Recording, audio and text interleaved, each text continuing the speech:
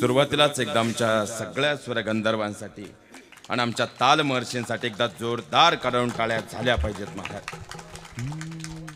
मला थोडा मॉनिटर वाढवायचं. आपुला तो एक देव करून घ्यावा, तेने विना जीवा सुख नोहे. एरती माईक दुःखाची जनती, नाही अद्यंती अवसान. अविनाश करे आपुलिया ऐसे, लावी म्हणा पिसे गोविंदाचे. एरती माईक दुःखाची जनती, नाही अद्यंती अवसान. तुका म्हणे का मरणाची सरे, उत्तमची उरे कीर्ती मागे. एरती माईक दुःखाची जनती, नाही अद्यंती अवसान. विठ्ठल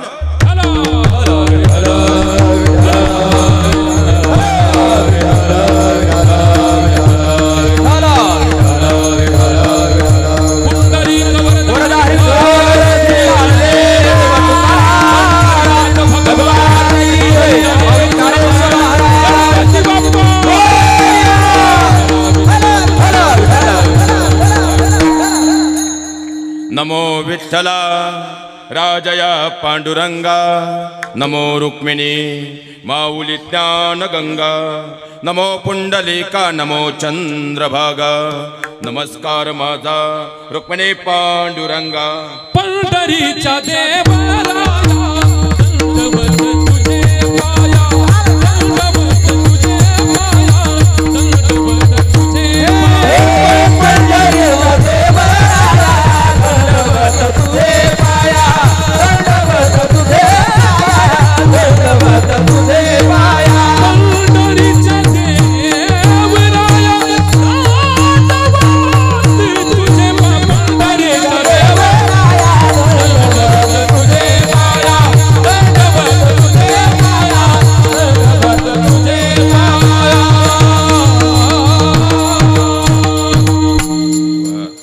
कैलास राणा शिवचंद्रमौळी, फणींद्र माता मुकुटी झळाळी. कारण्य सिंधू भवदुःखहारी, तुझ बिन शंभो मद कोण तारी. दयांचे केलिया स्मरण, होय सकळ विद्यांचे अधिकरण. तेची वंदू श्री चरण श्री गुरूंचे, ते नमस्कारो नि आता विठ्ठल.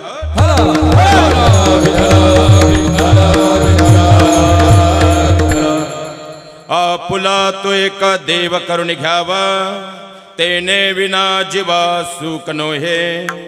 एरती माईक दुःखाची जनती, नाही अद्यंती अवसान. प्रस्तुत प्राप्त कीर्तनरूपी सेवेकरता निवडलेला अभंग. जगद्गुरु जगदमान्य विश्ववंदनीय अध्यात्माचा कळस. अध्यात्म म्हणजे फक्त धार्मिकता नाही मायबा. अध्यात्म म्हणजे वरिष्ठांप्रतीचा आदरभाव. अध्यात्म म्हणजे कनिष्ठांप्रतीचा करुणाभाव. अध्यात्म म्हणजे वेद वाचण्या अगोदर समोरच्याच्या अंतकरणातील वेदना वाचता येणं. अध्यात्म म्हणजे ग्रंथांच्या आणि संतांच्या संगतीत राहणं.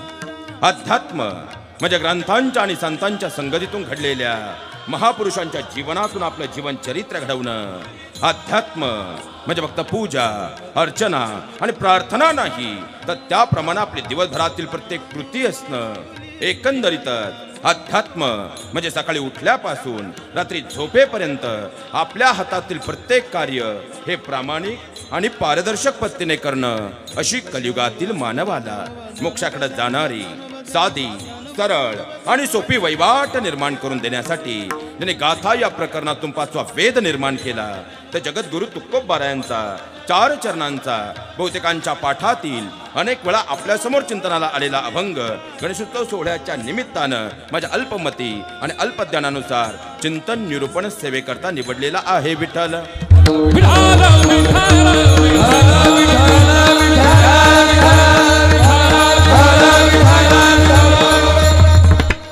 या अभंगावर माझ्या अल्पमतीनुसार चिंतनरूपी सेवा करत असताना खऱ्या अर्थानं श्री क्षेत्र नानस दुमाला म्हणजे जर पाहिला गेलं तर संत परंपरेची सावली जरी या खऱ्या अर्थानं पडली तरी जीवनाचं कल्याण होतं.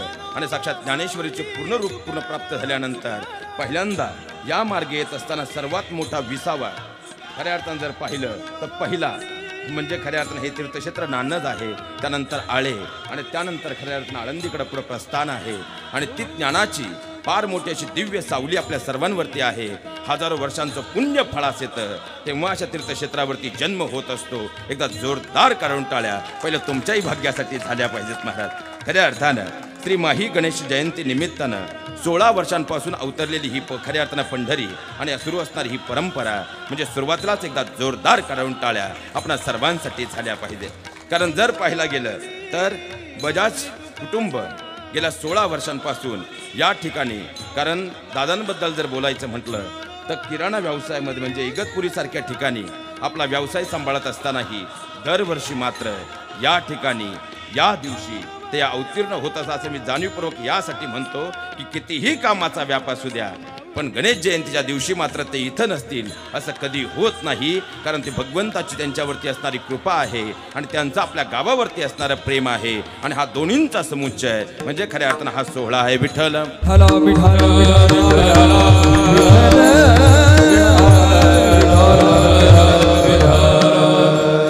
खऱ्या अर्थानं राधाबाई आई हनुमानदास बजाज, शिवदास दादा कचरदास बजाज, त्याचप्रमाणे सर्व बजाज परिवार आणि विशेषत्वानं अत्यंत तरुण वयामध्ये परमार्थाची अवीट अशी गोडी ज्यांच्या अंतकरणामध्ये आहे आणि वारकरी संप्रदायाची धुरा ज्यांनी यथार्थपणे पताका आपल्या खांद्यावरती संस्कारांची खऱ्या अर्थानं आपल्या कुटुंबाकडून, कारण कुळी कन्या पुत्र होती जे सात्विक तयाचा हरिक वाटे देवा.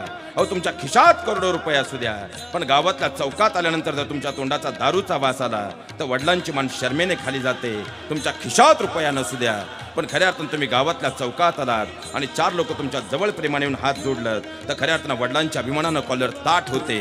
आणि हे सगळ्यात मोठं पुण्य ज्यांनी खऱ्या अर्थानं बाबांच्या पदरामध्ये टाकलंय ते आदरणीय आमचे किशोरदादा असतील. अत्यंत तरुण वयामध्ये परमार्थाची फार मोठी अशी अवीट गोडी त्यांना लागलेली आहे आणि हे खऱ्या अर्थानं बाबांच्या आईंचे संस्कार आहेत, कुटुंबाचे संस्कार आहेत. वाढवी महत्व वडिलाचे, वाढवी महत्व वडिलाचे, वाढवी महत्व वडिलाचे, वाढवी महत्व वडिलाचे. शांती रूप लोहे कुणाचा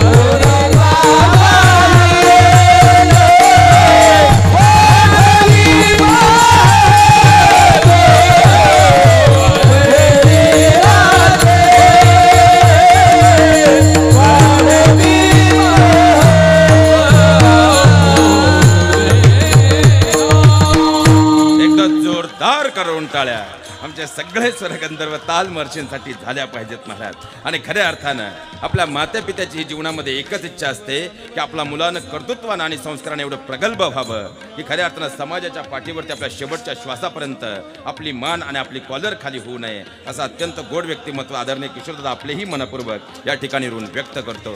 त्याचप्रमाणे खऱ्या अर्थानं समस्त ग्रामस्थ, कारण या तीर्थक्षेत्रावरती होणारे सप्ताह म्हणजे एका वेगळ्या आविटाच्या उंचीच्या आहे आणि फार मोठी नामवंत व्यासपीठावरची मंडळी या ठिकाणी खऱ्या अर्थानं ज्ञानदान देऊन गेलेली आहे. त्या सगळ्यांच्या बरोबरीने जर पाहिला गेलं तर माझ्यासारख्या लेकरानं काय बोलावं खरं तर हा प्रश्न आहे. पण त्या प्रश्नाचं उत्तर म्हणजे आत्ताच खऱ्या अर्थानं बाबांनी प्रमाण घेतलं की वाढविले महत्त्व वडिलांचे, तसं वारकरी संप्रदायामध्ये खऱ्या अर्थानं जर रामायणामध्ये आणि रामकथेच्या आविड गोडी ज्यांनी पुढे निर्माण केली असेल तर खऱ्या अर्थानं बाबांच्या बरोबर राहून म्हणजे रामभक्ती सर्वात जास्त जर कोण्या कलाकाराला संप्रदायात घडली असेल तर असं व्यक्तिमत्व म्हणजे खऱ्या अर्थानं आमचे रोहिदास महाराज आहेत. आणि खऱ्या अर्थानं जर बाबा इथूनच आपल्या चरणावर या ठिकाणी साष्टांग दंडवत प्रणिपात करतो. कारण लक्षात घ्या महाराज, ज्ञानाची प्रचंड विद्वत्ता आली की ज्याप्रमाणे शनी राशीमध्ये घुसला की तो आकर्तांडव केल्याशिवाय राहत नाही, त्याप्रमाणे ज्ञानाची उंची वाढली की अहंकाराचा स्पर्श झाल्याशिवाय राहत नाही. पण खऱ्या अर्थानं जिथं ज्ञानाबरोबर अहंकार येतो तिथं जीवनाची माती होते, पण जिथं ज्ञानाला नम्रतेची जोड जोडली जाते तिथं आयुष्याचं सोनं होत असतं. आणि असं सोन्यासारखं व्यक्तिमत्व म्हणजे आदरणीय आमचे रोहिदास महाराज या ठिकाणी आहेत. बाबा आपल्या चरणावर या ठिकाणी दंडवत अर्पित करतो. त्याचप्रमाणे खऱ्या अर्थानं दादा आज आपली पहिली भेट आहे. आदरणीय खऱ्या अर्थानं जर पाहिलं तर दीपक महाराज म्हणजे खऱ्या अर्थानं ज्ञानाचा दीपक अंतःकरणामध्ये घेऊन तो विचारांच्या रूपानं महाराष्ट्राच्या मातेमध्ये खऱ्या अर्थानं आपल्या विचारांनी प्रज्वलित करणारं व्यक्तिमत्व आदरणीय दीपक महाराज बाबा आपलेही या ठिकाणी मनपूर्वक व्यक्त करतो. त्याचप्रमाणे खऱ्या अर्थानं जर पाहिलं तर सरस्वती मातेनं या ठिकाणी यावं म्हणून प्रकाश ज्यांच्या स्वरामधून प्रगट होतो आणि खऱ्या अर्थानं मार्ग मिळतो असं प्रकाशाचं व्यक्तिमत्व असणारं आणि प्रकाशासारखं झळकत असतानाही ज्ञानानं परिपूर्ण आणि नम्रतेची कास धरलेलं आदरणीय व्यक्तिमत्व म्हणजे आदरणीय आमचे प्रकाश महाराज आहेत. बाबा आपलेही या ठिकाणी मनपूर्वक व्यक्त करतो. त्याचप्रमाणे खऱ्या अर्थानं जसे सूर सप्ता म्हणजे 7 सूर आहेत तशा त्याप्रमाणे खऱ्या अर्थानं 9 नाथ म्हणजे खऱ्या अर्थानं त्यांच्या सगळ्यांची रूपं म्हणजे जेवढे रागीट आहेत तेवढे प्रेमळ आहेत आणि जेवढे प्रेमळ आहेत तेवढे प्रचंड नम्र आहे असं आदरणीय व्यक्तिमत्व म्हणजे आमचे नमनाथ महाराज या ठिकाणी आपलेही मनपूर्वक करून व्यक्त करतो. त्याचप्रमाणे या रथाचं दुसरं चाक आणि ज्यांनी खऱ्या अर्थानं मागच्या सप्ताह 2 सप्ताह या ठिकाणी सेवा झालेली आहे या रथाचं दुसरं चाक आदरणीय हरिभक्तपरायण आदरणीय गुरुवर आमचे रमेश महाराज बाबा आपल्याही चरणावर या ठिकाणी दंडवत अर्पित करतो. त्याचप्रमाणे खऱ्या अर्थानं आदरणीय आमचे राजाराम महाराज खऱ्या अर्थानं जर पाहिलं तर राजासारखं मन कसं असावं, नम्रतेची आविड गोडी आणि खऱ्या अर्थानं सगळ्यांना सांभाळून घेण्याची अशी फार मोठी वृत्ती ज्यांच्या अंतःकरणामध्ये आहे बाबा आपल्याही चरणावर या ठिकाणी दंडवत अर्पित करतो. आणि विशेष तत्वानं आता दादांबद्दल काय बोलायचं खरं तर प्रश्न आहे, कारण खऱ्या अर्थानं हजारो विद्यार्थ्यांच्या अंतःकरणामध्ये ज्यांना अनेकांनी सांगितलं तुम्हाला जमणार नाही, ही कला येणार नाही, पण त्यांच्यासाठी एकमेव आशेचा किरण जर कोण असेल तर आदरणीय किरण महाराज आहेत, ज्यांच्या खऱ्या अर्थात ज्ञानाच्या प्रचंड उंचीला, कारण ही साधना सोपी नाही महाराज. अहो थोडी जरी थंडी वाढली तर आपली एक ब्लँकेट वाढतं, पण रात्रीच्या 3 वाजता इंद्रायणीच्या घाटावरती घामाच्या थेंबांमध्ये शाईपूड खऱ्या अर्थानं घामाच्या थेंबांमध्ये बुडली, म्हणून तर ही साधना आहे. अत्यंत खऱ्या अर्थानं संप्रदायाला मिळालेलं अत्यंत गोड असं व्यक्तिमत्व आपल्याही चरणावर या ठिकाणी दंडवत अर्पित करतो. त्याचप्रमाणे खऱ्या अर्थानं आपण सगळे 2 तास असू तरी जाताना पुण्याची पिशवी ज्यांची अधिकची भरली जाणार आहे त्या आदरणीय आपले विनेकरी बाबा आणि ज्यांच्यामुळे वारकरी संप्रदायाचा मूळ खांब भक्कम आहे असं म्हटलं तर वावगं ठरणार नाही. ते आमचे समस्त टाळ महर्षी आणि खऱ्या अर्थानं बाबा आपलेही सर्वांच्या चरणावर या ठिकाणी दंडवत अर्पित करतो. विशेषतः बजाज फॅमिली आपल्या सर्वांचे या ठिकाणी मनपूर्वक व्यक्त करतो. त्याचप्रमाणे ज्यांच्यामुळे या आवाजाला अत्यंत गोड असं स्वरूप प्राप्त झालं, ज्यांनी ध्वनिरूप प्राप्त करून दिलं तर ध्वनिवस्था करणारी मंडळी दादा आपली सिस्टम अत्यंत गोड आहे, त्यांच्यासाठी जोरदार करून टाळ्या या ठिकाणी झाल्या पाहिजे. त्याचप्रमाणे खऱ्या अर्थानं आध्यात्मिक विचारांचा वसा आणि वारसा सोशल मीडियाच्या माध्यमातून जगाच्या कानाकोपऱ्यापर्यंत पोहोचवणारे संत विचारांची महती जगाच्या कानाकोपऱ्यात पोहोचवणारी ही आमची सगळी सोशल मीडियाची टीम त्यांच्यासाठी जोरदार करून टाळ्या या ठिकाणी झाल्या पाहिजेत. महाराज तुम्ही म्हणाल महाराज आधीच उशीर झालाय, तुम्ही बोलायला लागलेले 5 मिनिटं झाले, पण 5 मिनिटापासून तुम्ही आम्हाला नुसत्या टाळ्याच वाजवायला लावल्यात तर एकदा जोरदार करून टाळ्या या ठिकाणी झाल्या पाहिजेत. आणि त्याचप्रमाणे बाबा आपल्याही चरणावर या ठिकाणी ऋण व्यक्त करतो. तुम्ही म्हणाल महाराज कारण या सगळ्या टाळ्या तुमच्यासाठी महिला वर्ग, कारण संध्याकाळी 7 वाजले का जी वरती तू तिथं मी, 7:30ला मन झालं बाजिंद, 8 वाजता लेक माझी लाडकी आणि 8:30ला सवरीचं भलतच चाललंय आता सासूच्या लग्नात सुनबाई कलवरी, हे सगळं सोडून तुम्ही आलात. तुमचे मनपूर्वक ऋण व्यक्त करतो आणि माझ्या चिंतन रूपी सेवेकडे प्रस्थान करतो. विठ्ठल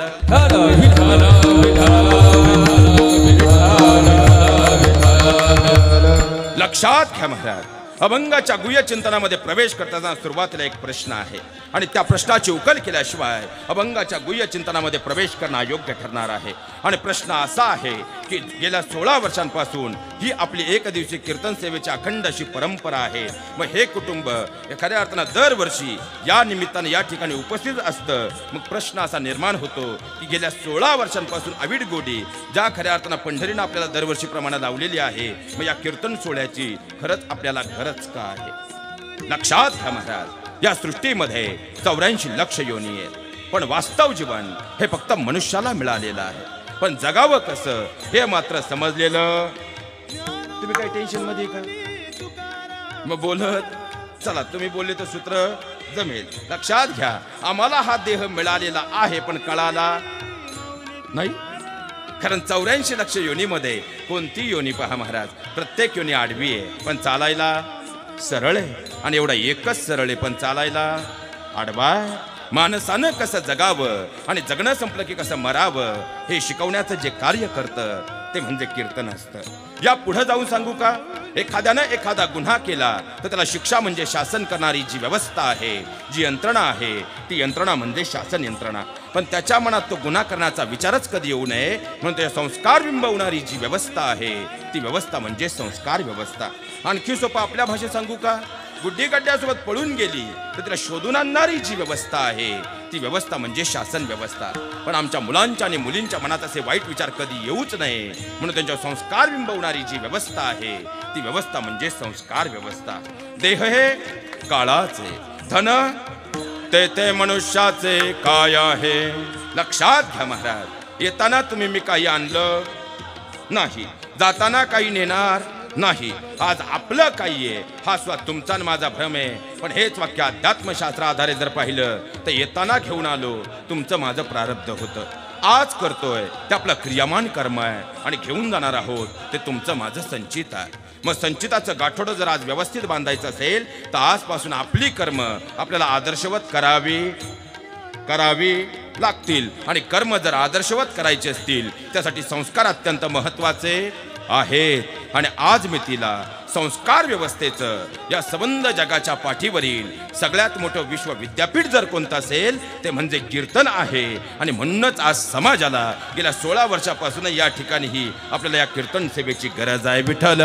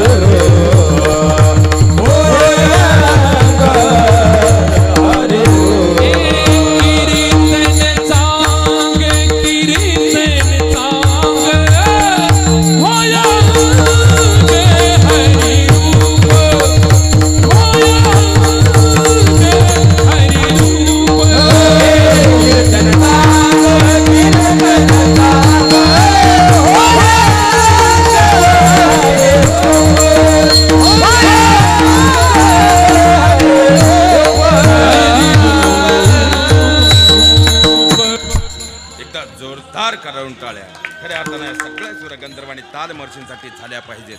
आणि या सोहळ्याच्या निमित्तानं आपल्या सप्ताहाला सुद्धा बाबा आजपासून गावात एक सुरुवात झाली पाहिजे. ही सगळी मंडळी म्हणजे आपल्या संप्रदायाचं वैभव आहे. आणि त्यामुळंच खऱ्या अर्थानं या व्यासपीठावरती सरस्वती माता उत्तीर्ण होत असते. मग कोणतंही प्रमाण झाल्यानंतर ह्या सगळ्या मंडळींना प्रोत्साहन देण्याचं काम आपलं आहे का शेजारच्या गावचं आहे. म्हणून आजच नाही तर आजपासून आपल्या सप्ताहाला सुद्धा एक अखंड सुरुवात झाली पाहिजे. कोणतंही प्रमाण झालं या सगळ्या मंडळींसाठी जोरदार करावून टाळ्या झाल्याच पाहिजेत महाराज. लक्षात घ्या, खऱ्या अर्थानं वैचारिक दृष्टीनं जर विचार केला तर संस्काराचं विद्यापीठ म्हणजे कीर्तन आहे. आणि होय अंग हरिरूप, साक्षात खऱ्या अर्थानं देव पाहावयासी गेलो देवती होऊन ठेलो. देवत्व म्हणजे खऱ्या अर्थानं हरिरूप प्राप्त करून देणारं साधन ही नामसंकीर्तन आहे. आणि म्हणूनच खऱ्या अर्थानं या सुंदर कीर्तन सोहळ्याची गरज आहे. आणि त्याच अनुषंगानं चिंतनरूपी सेवेकरता निवडलेला अभंग आपुला तो एक देव करून घ्यावा. म्हणजे खऱ्या अर्थानं जगद्गुरु तुकोबाराय तुमच्याच माझ्यासारख्या मृत्यूलोकातील साधकांना तो भगवान परमात्मा आपलासा करण्याचा उपदेश करतात. मग खऱ्या अर्थानं तुकोबाराय तुमचा हा उपदेश आम्हाला मान्य आहे. पण आमच्या समोर 3 प्रश्न आज आहेत.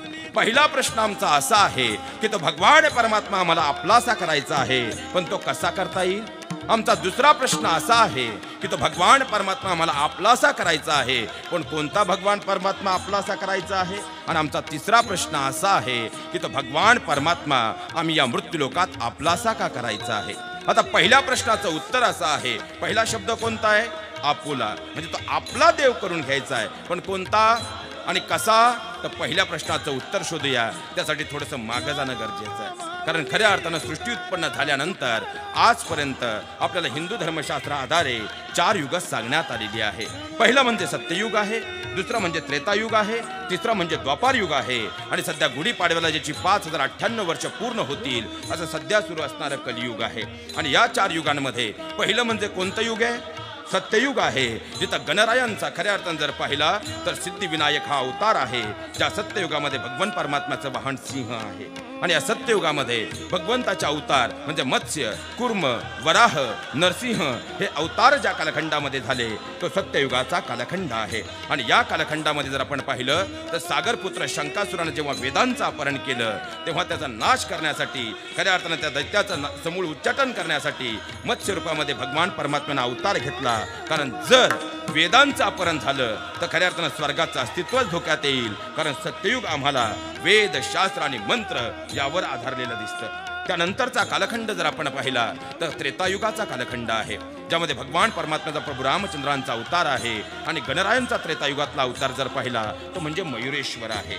आणि जर खऱ्या अर्थानं त्रेतायुगाचा आपण अभ्यास केला तर प्रभू रामचंद्रांचा जन्म व्हावा म्हणून राजा दशरथानं आपल्या 3 राण्यांसोबत जो पहिला यज्ञ आपल्याला वाल्मिकी रामायणामध्ये दिसतो तो पुत्र कामेष्टी यज्ञ आहे. त्यानंतर विश्वामित्रांनी केला तो महायज्ञ आहे. ज्यावेळी जनक राजाने आपल्या लेकीचं म्हणजे सीतामातेचं स्वयंवर केलं त्यावेळी जो यज्ञ केला तो खऱ्या अर्थानं धनुष्यज्ञ होता. रावणानं जेव्हा सीतामातेचं अपहरण केलं तेव्हा त्या ठिकाणी आता प्रभू रामचंद्र चाल करून आल्यानंतर आपल्याजवळ ब्रह्मास्त्र हवं म्हणून आपला मुलगा रावणानं म्हणजे इंद्रजित, ज्याला मेघनाथ म्हटलं जातं, त्याला सांगून जो यज्ञ केला तो ब्रह्मास्त्र यज्ञ होता. त्यानंतर स्वतः कुटील डाव टाकण्यासाठी खऱ्या अर्थानं रावणानं जो यज्ञ केला तो तांत्रिक यज्ञ होता. युद्ध समाप्त झाल्यानंतर त्या जागेला पुनर्शांती प्रस्थापित करून देण्यासाठी प्रभू रामचंद्रांनी अयोध्येला जाण्यापूर्वी जो यज्ञ केला तो धूम्र यज्ञ होता. त्यानंतरच्या कालखंडामध्ये प्रभू रामचंद्र जेव्हा अयोध्येला आले तेव्हा त्यांनी पहिला यज्ञ केला तो पितृयज्ञ होता. आणि वाल्मिकी रामायणामध्ये आपल्याला सगळ्यात शेवटचा जो यज्ञ दिसतो तो अश्वमेध यज्ञ आहे.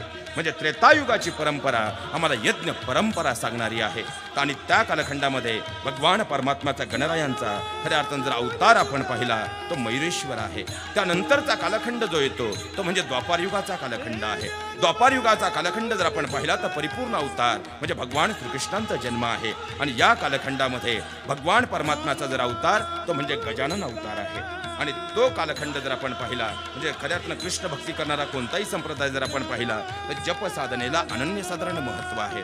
आणि त्यानंतर त्याची 5098 वर्ष पूर्ण झाली आणि ज्या कालखंडामध्ये खऱ्या अर्थानं भगवान गणरायांचा धूम्रवर्ण हा अवतार होणारा आहे असं जे कलियुग आहे या कलियुगामध्ये जर पाहिलं तर तुम्हाला मला भगवान परमात्म्याची प्राप्ती जर करायची असेल कारण सत्ययुगामध्ये भगवंताची प्राप्ती करण्याचं साधन वेद, शास्त्र, मंत्र आहे. त्रेतायुगामध्ये भगवान परमात्म्याची प्राप्ती करण्याचं साधन म्हणजे यज्ञ आहे. द्वापार युगामध्ये जपसाधनेला महत्त्व आहे. आणि कलियुगामध्ये जर पाहिलं तर कलियुगी उद्धारे हरीच्या कलियुगी उद्धारे हरीच्या नामे कलियुगी उद्धारे हरीच्या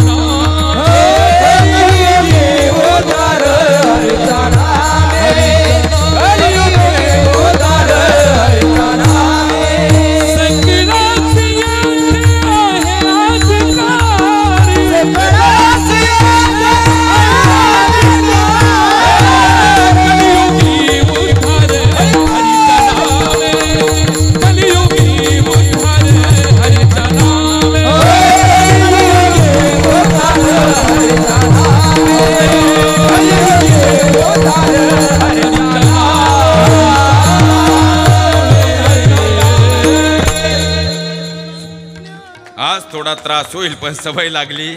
माग जीसीपी आला का भाऊ एकदा जोरदार करून टाळ्या होऊन जाऊ द्यात महाराज. लक्षात घ्या महाराज खऱ्या अर्थानं कलियुगी उद्धारे हरीच्या नामे म्हणजे जर आम्ही खऱ्या अर्थानं कलियुगाचा कालखंड पाहिला तर या मृत्यू लोकामध्ये भगवान परमात्म्याला जर आपलंसं करायचं असेल तर एकमेव साधन ते म्हणजे भगवान परमात्म्याचं नाम. कलियुग माझी कीर्तन नारायण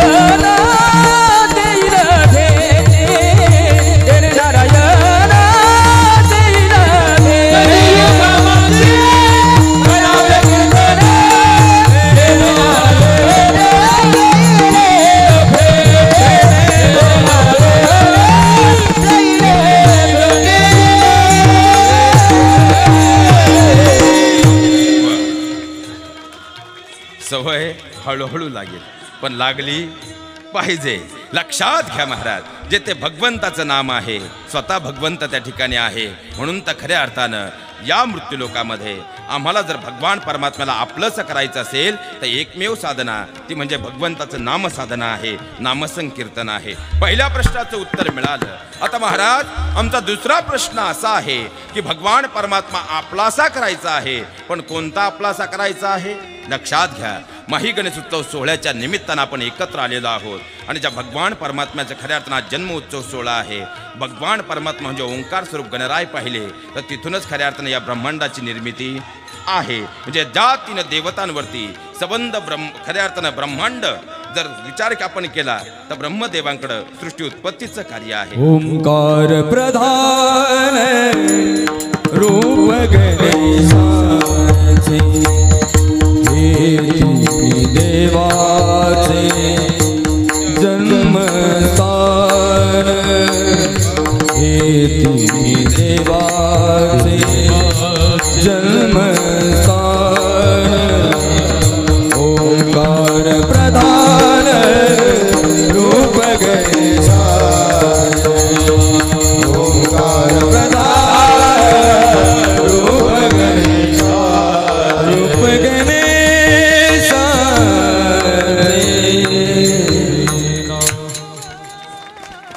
लक्षात घ्या महाराज, खऱ्या अर्थानं म्हणजे भगवान परमात्म्याचं जर रूप पाहिलं, ओंकार स्वरूप भगवान परमात्मा, कारण खऱ्या अर्थानं प्रलय काळानंतर अव्यक्त स्वरूपामध्ये ओंकार स्वरूपानं या 3ही देवतांची उत्पत्ती केली. आणि गणेश पुराण असं सांगतं की ज्यावेळे ब्रह्मा, विष्णू आणि महेश यांची उत्पत्ती झाली त्यानंतर आपली उत्पत्ती कुणी केली? कारण ओंकार स्वरूप भगवान परमात्मा अव्यक्त स्वरूपामध्ये असल्यामुळं 3ही देवतांना हा प्रश्न केला. हजारो वर्षांची तपश्चर्या 3ही देवतांनी केली.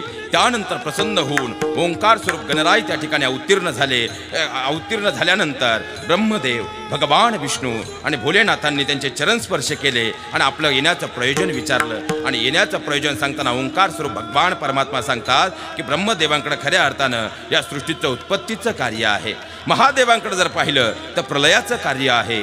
आणि भगवान विष्णूंकडं खऱ्या अर्थानं पालन करता म्हणून आपण पाहत असतो. या 3ही देवतांचा जेव्हा कार्यभाग दिला म्हणजे या सृष्टीची उत्पत्तीचा मूळ सिद्धांत कुठून आलाय? ओंकार स्वरूप भगवान परमात्म्यापासून आलाय. एवढंच नाही महाराज, तर गणेश पुराण असं सांगतं की जेव्हा ब्रह्मदेवांनी ही सृष्टी उत्पत्ती सुरू केली त्यावेळी निद्राधीन असणाऱ्या विष्णू भगवंताच्या कानामधून मधु आणि कौटब नावाचे 2 महाकाय दैत्य बाहेर आले. आणि ह्या दैत्यांनी एवढा हाहाकार माजवला की नंतर त्यांनी ब्रह्मदेवावरती चाल केली. आणि ब्रह्मदेवावरती चाल केल्यानंतर ब्रह्मदेव भगवान विष्णूंकडे आले आणि विष्णूंनी त्या ठिकाणी मधु आणि कौटब या 2 दैत्यांचा खऱ्या अर्थानं निष्पात करण्यासाठी गणेश पुराण असं सांगतं की दोघांमध्ये जे युद्ध चाललं ते 5000 वर्ष चाललं.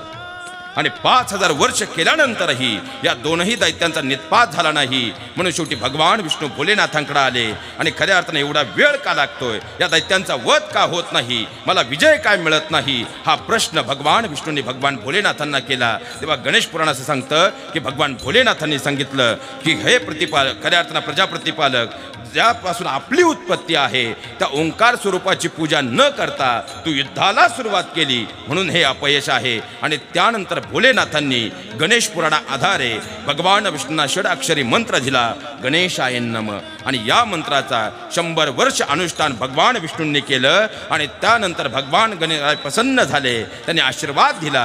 आणि त्यानंतर चतुराईनं भगवान विष्णूंनी या 2ही दैत्यांचा निष्पात केला. म्हणजे सृष्टीची उत्पत्तीच नाही तर खऱ्या अर्थानं पूर्णत्वाला जाईपर्यंतही ज्यांनी भरभरून आशीर्वाद दिलाय ते ओंकार स्वरूप गणराय आहेत. मग तुमच्या माझ्या जन्म, मृत्यू आणि पालन या 3ही देवतांची पूजा करत असताना याचा मूळ उत्पत्ती सिद्धांत ज्या ओंकार स्वरूपापासून आहे, मग त्या ओंकार स्वरूपाला जर आपण आपलंसं केलं तर अंतपार सुखाची प्राप्ती आहे. विठ्ठल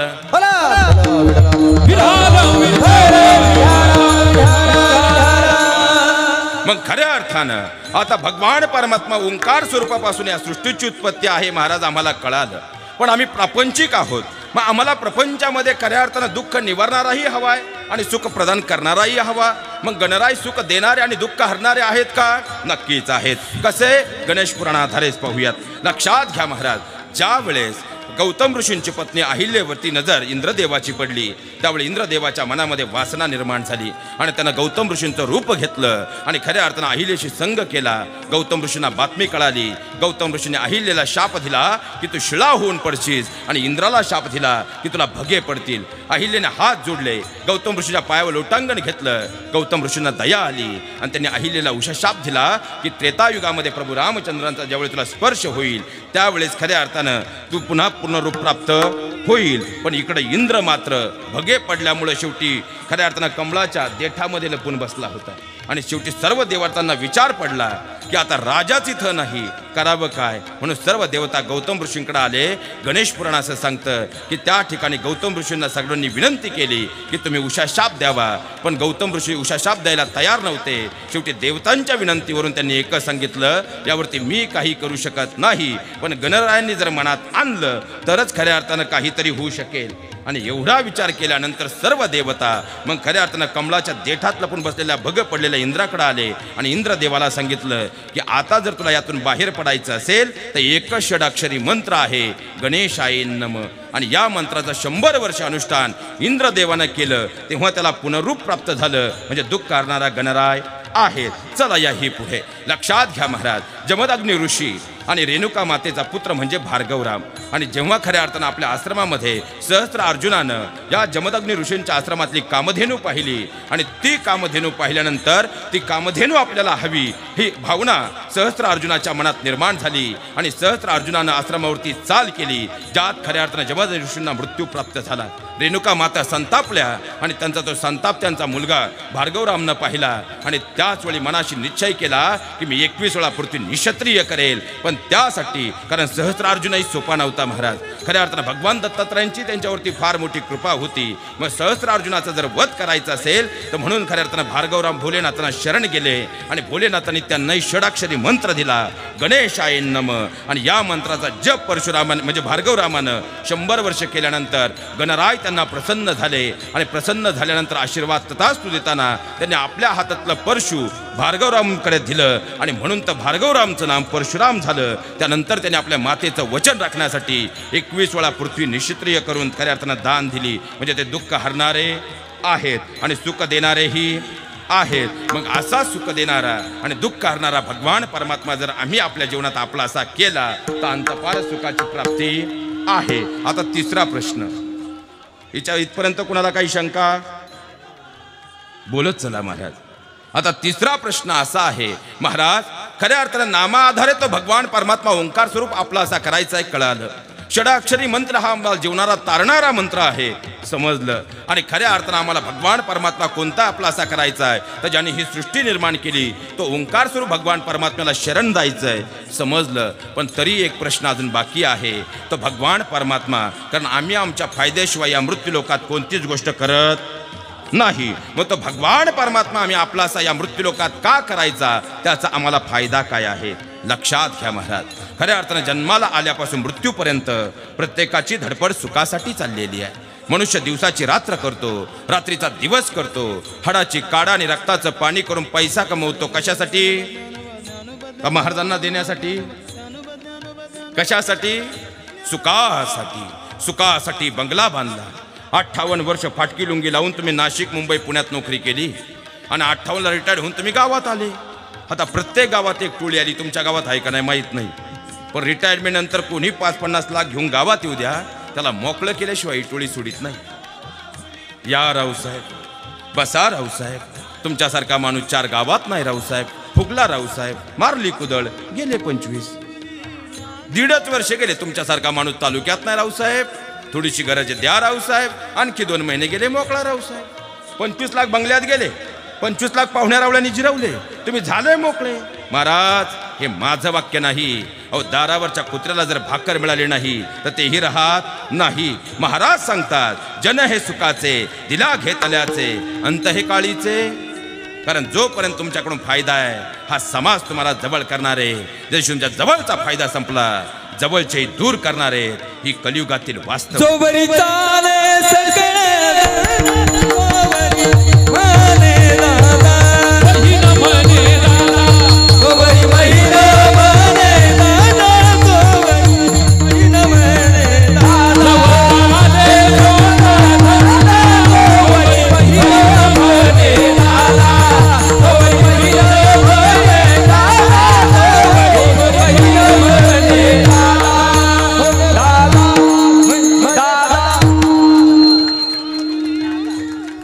जोपर्यंत दादाकडं माल आहे तोपर्यंत दादाला किंमत आहे. सब पैसे के भाई ओ भाई, सब पैसे के भाई, सब पैसे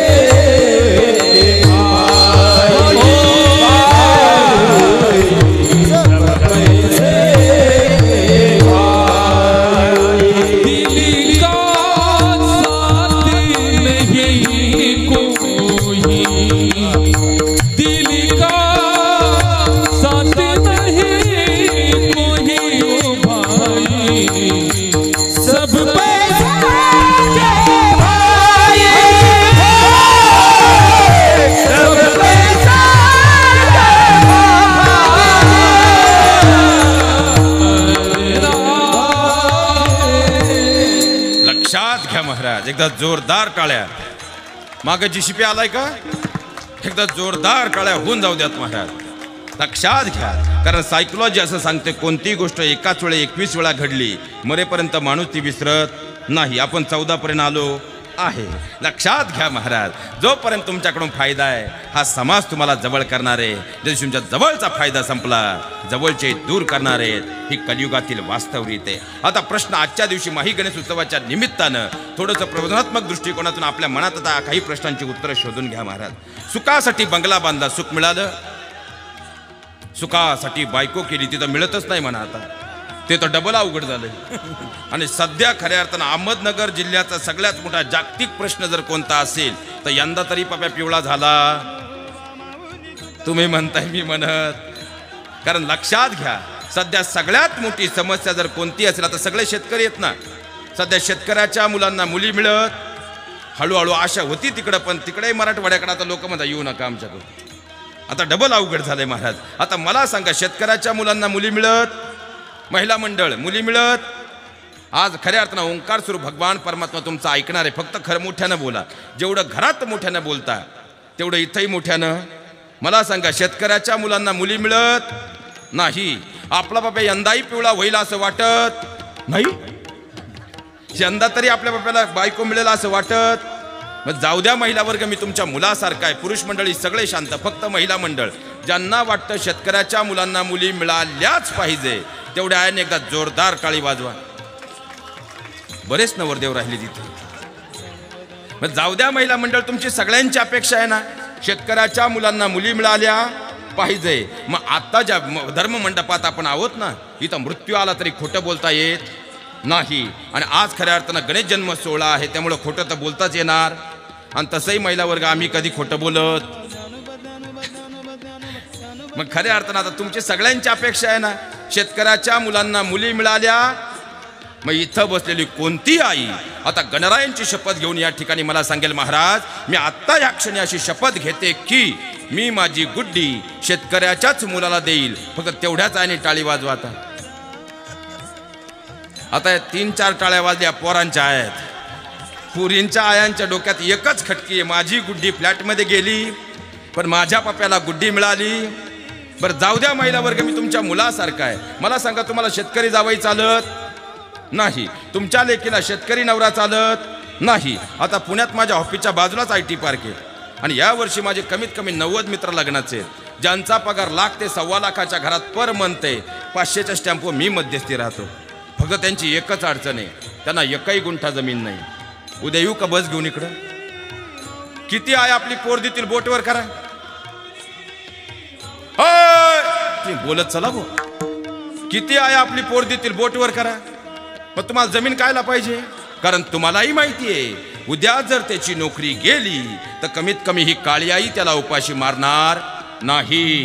मग माझ्या बहिणींनो एकच विचार करा, जर ही काळी आई त्याला उपाशी मारणार नाही तर काळ्या आईची सेवा करणारं माझं शेतकऱ्याचं पोरग तुमच्या लेकीला उपाशी ठेवेल का? म्हणून हात जोडून विनंती करतो, आता विचार बदला. आणि चला आता मूळ मुद्द्यावर येतो. सुखासाठी बायको केली, ती मिळत तर नाही पण केली.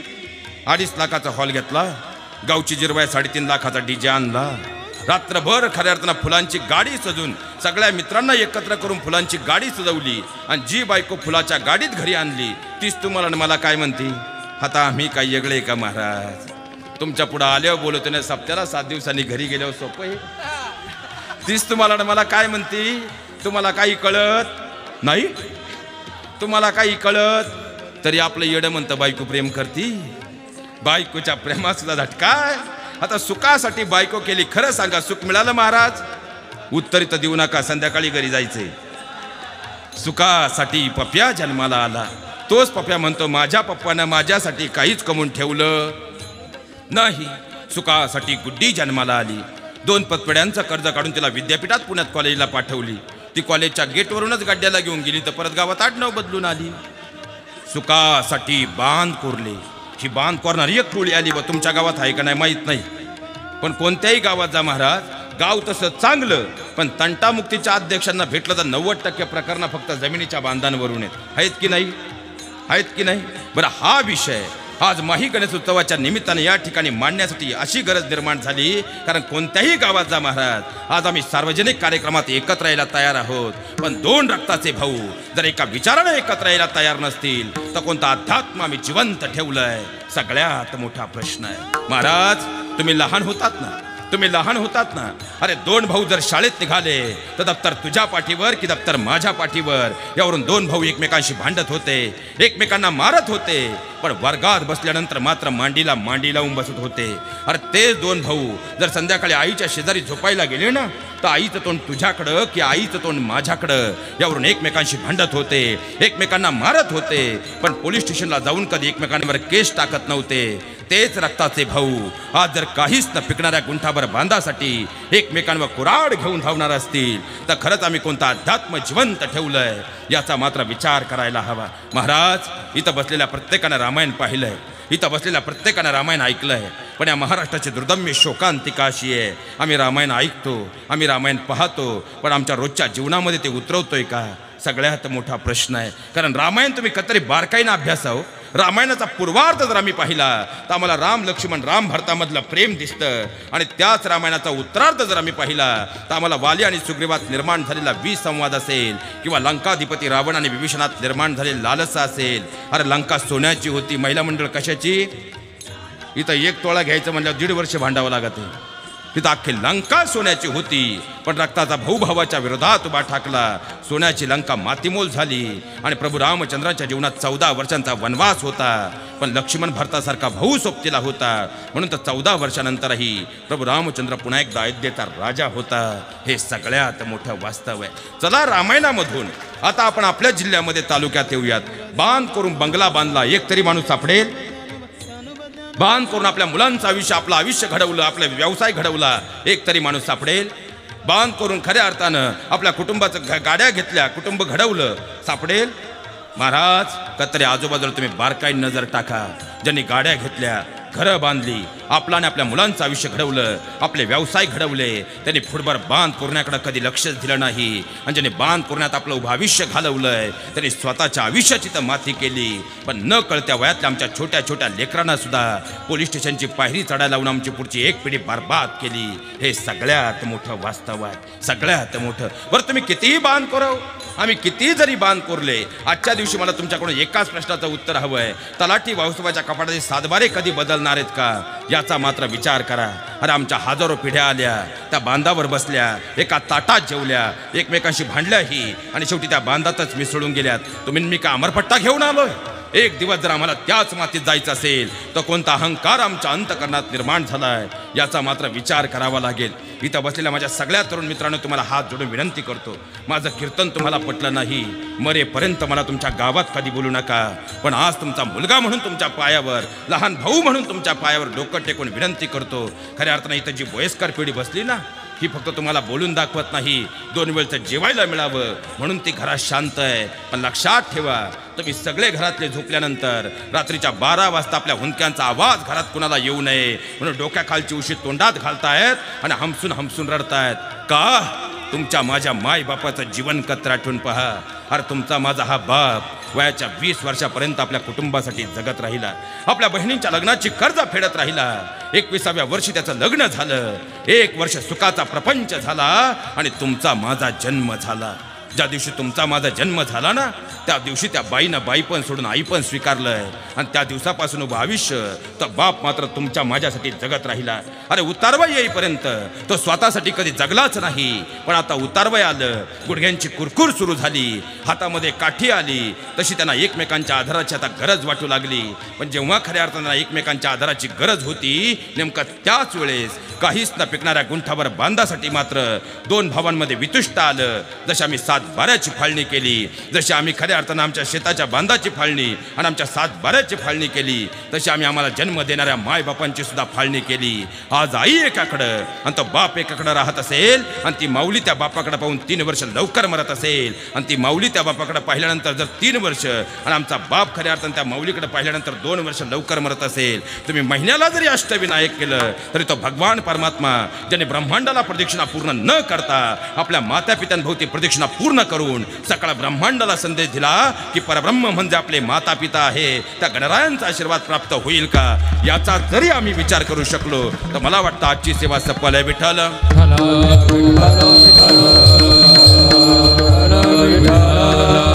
सबसे बड़ी पूजा है ममता की सेवा, चाहे न पूजे मूरत, चाहे न तीरथ पूजा. श्री राम जय राम जय राम, श्री राम जय राम जय राम, श्री राम जय राम जय राम, श्री राम जय राम जय राम.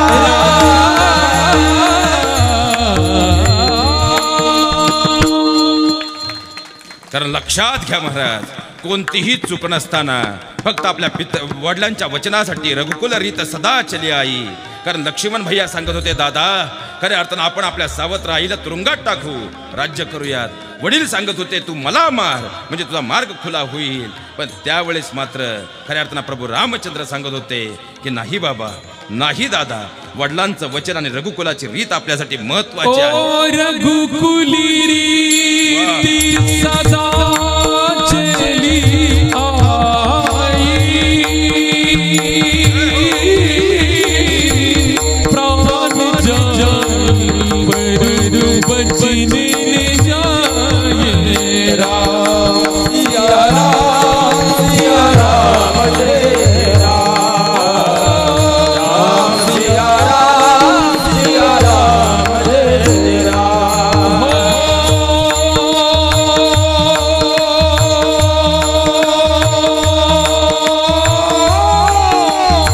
रघुकुली सदा चली आई, प्राण जान पर बचने जाए. राम सिया राम जय राम, राम सिया राम जय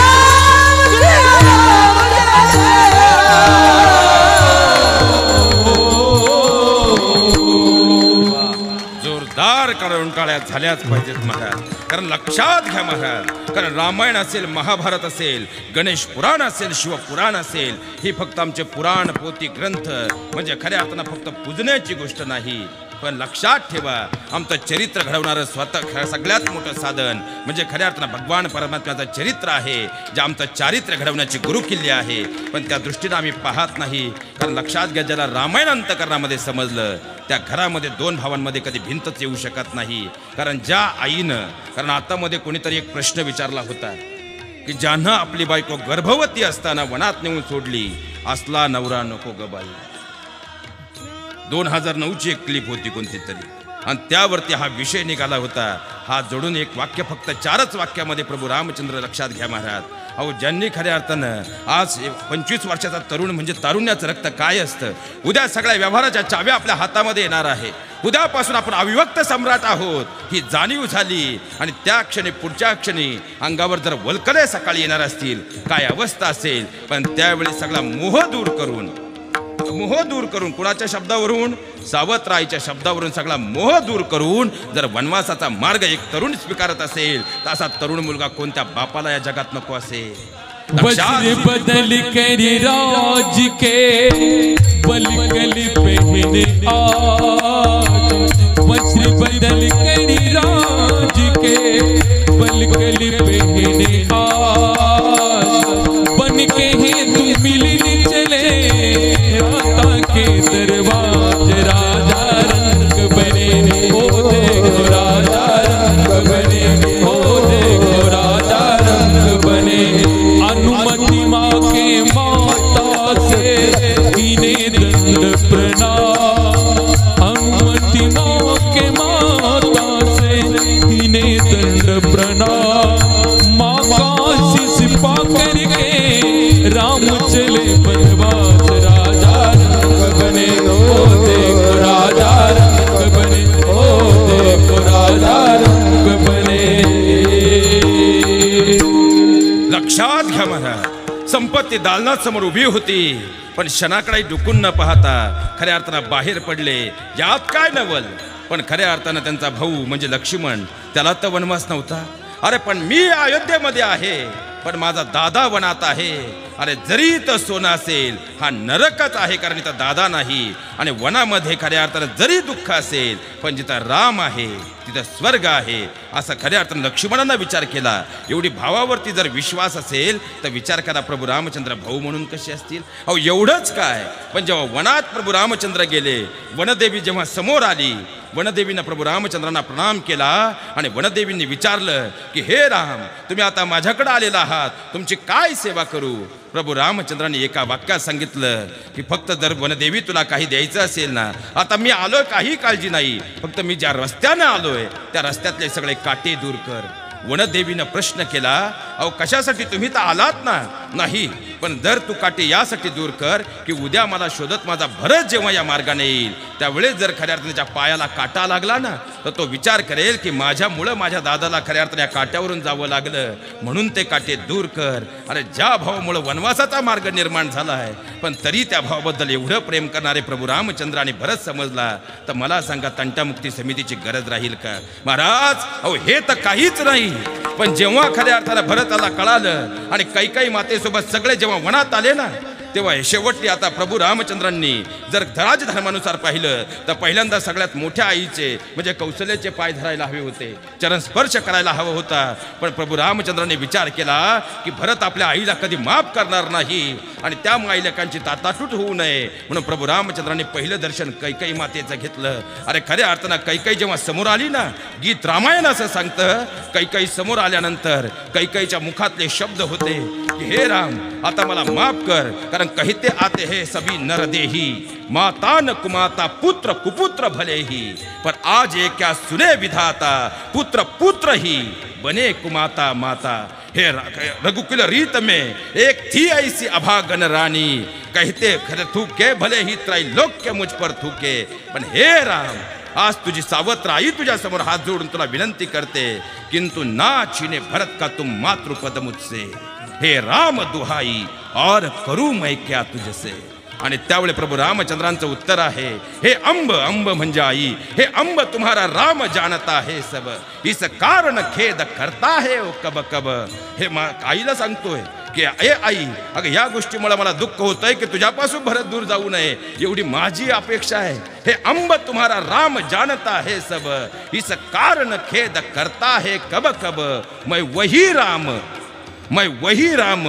कोणती? तर लहानपणी जेव्हा खऱ्या अर्थानं जी कैकेयी आई मला माझ्या मांडीवर घेऊन झोपत होती ती आईचा आज मी तोच राम आहे, वही राम तू वही कैकेयी मेरी. विचार करा महाराज, ज्या सावत्र आईने उभा आयुष्य वनवासाला 14 वर्षांचा दिला आहे त्या आईसाठी जो मुलगा काय म्हणतोय, काय म्हणतोय, तू आजही माझी तीच आई आहे. असा सावत्र आईला सुद्धा मुलगा कुठला नको असेल. विचार करा. पण रामायण आम्ही त्या अंगाने कधी समजून घेतलंच नाही, म्हणून तर खऱ्या अर्थानं आमच्या जीवनात राम आणि आमच्या घरात रामायण सुरू, खऱ्या अर्थानं जीवनात राम राहिला नाही म्हणून तर घरात रामायण आलंय. हे सगळ्यात मोठी वास्तवता आहे. म्हणून आजच्या दिवशी हात जोडून तर बसलेल्या प्रत्येकाला एक विनंती करून जातो, जर खऱ्या अर्थाने तुम्ही काही घेऊन जायचं असेल तर भले तुमची घरं दोन झाली असतील, तुमच्या चुली दोन झाल्या असतील, पण आजपासून आम्ही मनानं कधी वेगळे होणार नाही. ज्याप्रमाणे गणेश आणि कार्तिकेय एकत्र होते त्याप्रमाणे आम्ही जर खऱ्या अर्थानं मनानं एकत्र राहिलो तर मला वाटतं भगवान परमात्मा स्वतःहून खऱ्या अर्थानं आपल्या घरी येऊन आशीर्वाद दिल्याशिवाय राहणार नाही. हे सगळ्यात मोठं वास्तव आहे. विठ्ठल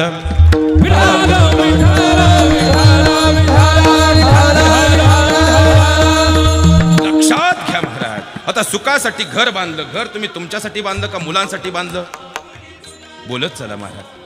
मुलांसाठी. कारण घर बांधायचा निर्णय घेतला तेव्हा लोखंड होतं 32 रुपये आणि वीट होती 3.5 रुपये. पण ज्या दिवशी तुम्ही घर बांधलंय ना महाराज त्या दिवशी 13.5 रुपये ठोकळा होता आणि 64.5 रुपये लोखंड होतं. म्हणजे आयुष्याची 30 वर्ष तुम्ही फक्त एक घर बांधण्यासाठी घालवलीत. मग आपण गेल्यानंतर आपला पप्पा म्हणेल का आपल्या वडिलांना शेवटची आंघोळ बेडरूममध्ये घालू, नंतर आपली त्याची लाडकी बायको लादी पुसून घेईल? घर तुम्ही कोटीचं जरी बांधलं, आंघोळीला बाहेर पाणी निघालं, त्या घराशी आपला विषय संपला. सुखासाठी बायको केली, बायको आपली कुठपर्यंत आहे? जोपर्यंत 6 पत्राखाली अग्निडाग दिला जात नाही तोपर्यंत बायको आपली. जर एखादी ताई म्हटली महाराज असं का बोलले, सतीप्रथा परत चालू करून पहा. सुखासाठी पप्या जन्माला आला, पप्या आपला कुठपर्यंत आहे? जोपर्यंत पप्याचं लग्न होत नाही आणि पहिल्या श्रावण पाटीला त्याची बायको माहेरी जाऊन येत नाही, जोपर्यंत ती गोड पुऱ्या आणत नाही आणि ती सगळी सोसायटी त्या गोड पुऱ्या खात नाही तोपर्यंत पप्या आपला आहे. पण ज्या दिवशी त्या गोड पुऱ्या सगळ्या सोसायटीनं सगळ्या मळ्यानं खाल्ल्या तिथून पुढं पप्या आपला राहत. तुम्ही म्हणताय मी म्हणत. सुखासाठी गुड्डी जन्माला आली, गुड्डी आपली कुठपर्यंत आहे? जोपर्यंत फुलाच्या गाडीत ती जात नाही तोपर्यंत आपला अधिकार आहे. बरं सुखासाठी बांध कोरले, ज्या बांधासाठी मायबापाच्या डोळ्यात पाणी आणलं, ज्या बांधासाठी निम्म आयुष्य आम्ही कोर्टात झिजवलं, ज्या बांधासाठी पोलीस स्टेशनच्या पायऱ्यांवरती आम्ही आमचं आयुष्य रडवलं, ते बांधाही आमच्या किती दिवस येतो? एकदा आपण गेलो आणि आपल्या दशक्रिया झाली, 13व्या दिवशीचं गोड जेवण गाव जेवलं की 14व्या दिवशी मृत्यूचा दाखला घेऊन आपला पप्या ग्रामपंचायतमध्ये गेल्याशिवाय राहत नाही. आणि आपला दाखला पाहिला की तलाठी भाऊसाहेब आपल्या नावाला कंस केल्याशिवाय राहत नाही. म्हणजे खऱ्या अर्थानं ज्या बांधासाठी निम्म आयुष्य झिजवलंय, माय बापाच्या डोळ्यात पाणी आणलंय, तो बांधाही आमचा किती दिवस आहे? 14 दिवस आहे. म्हणजे ज्या प्रपंचात आम्ही तल्लीन आहोत तो प्रपंच शेवटी नाशवंतच आहे. पण इथून पुढे 84 लक्ष योनीचा जो प्रवास साधायचा आहे, तो प्रवासामध्ये मूळ विसावा जर या नश्वर देहाला साधायचा असेल तर एकमेव आधार तो म्हणजे भगवान परमात्मा ईश्वर आहे. आणि तो जर आपल्या जीवनात आपण आपलासा केला तो बराय सांगतात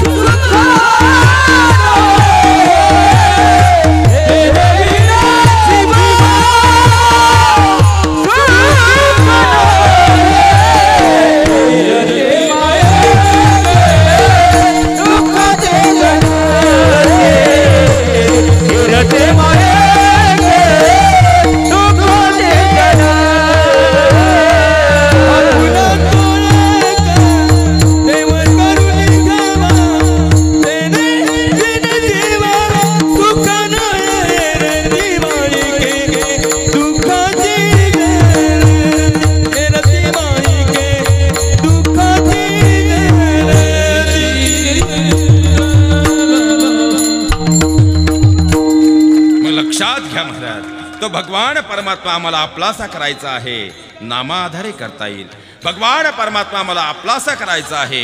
ज्याने सृष्टी निर्माण केली तो ओंकार स्वरूप आपलासा जर केला तर आयुष्याचं सोनं आहे. आणि तो भगवान परमात्मा मृत्यू लोकात आपलासा का करायचा आहे तर नश्वर देहाला एक दिवस जायचं आहे. म्हणून त्याला खऱ्या अर्थानं जर मूळ विसावा साधायचा असेल एकमेव मार्ग तो म्हणजे भगवान परमात्मा ईश्वर आहे. म्हणून तो भगवान परमात्मा आपण जर आपलासा केला तो तुकोबाराय सांगतात अंतपार सुखाची प्राप्ती आहे.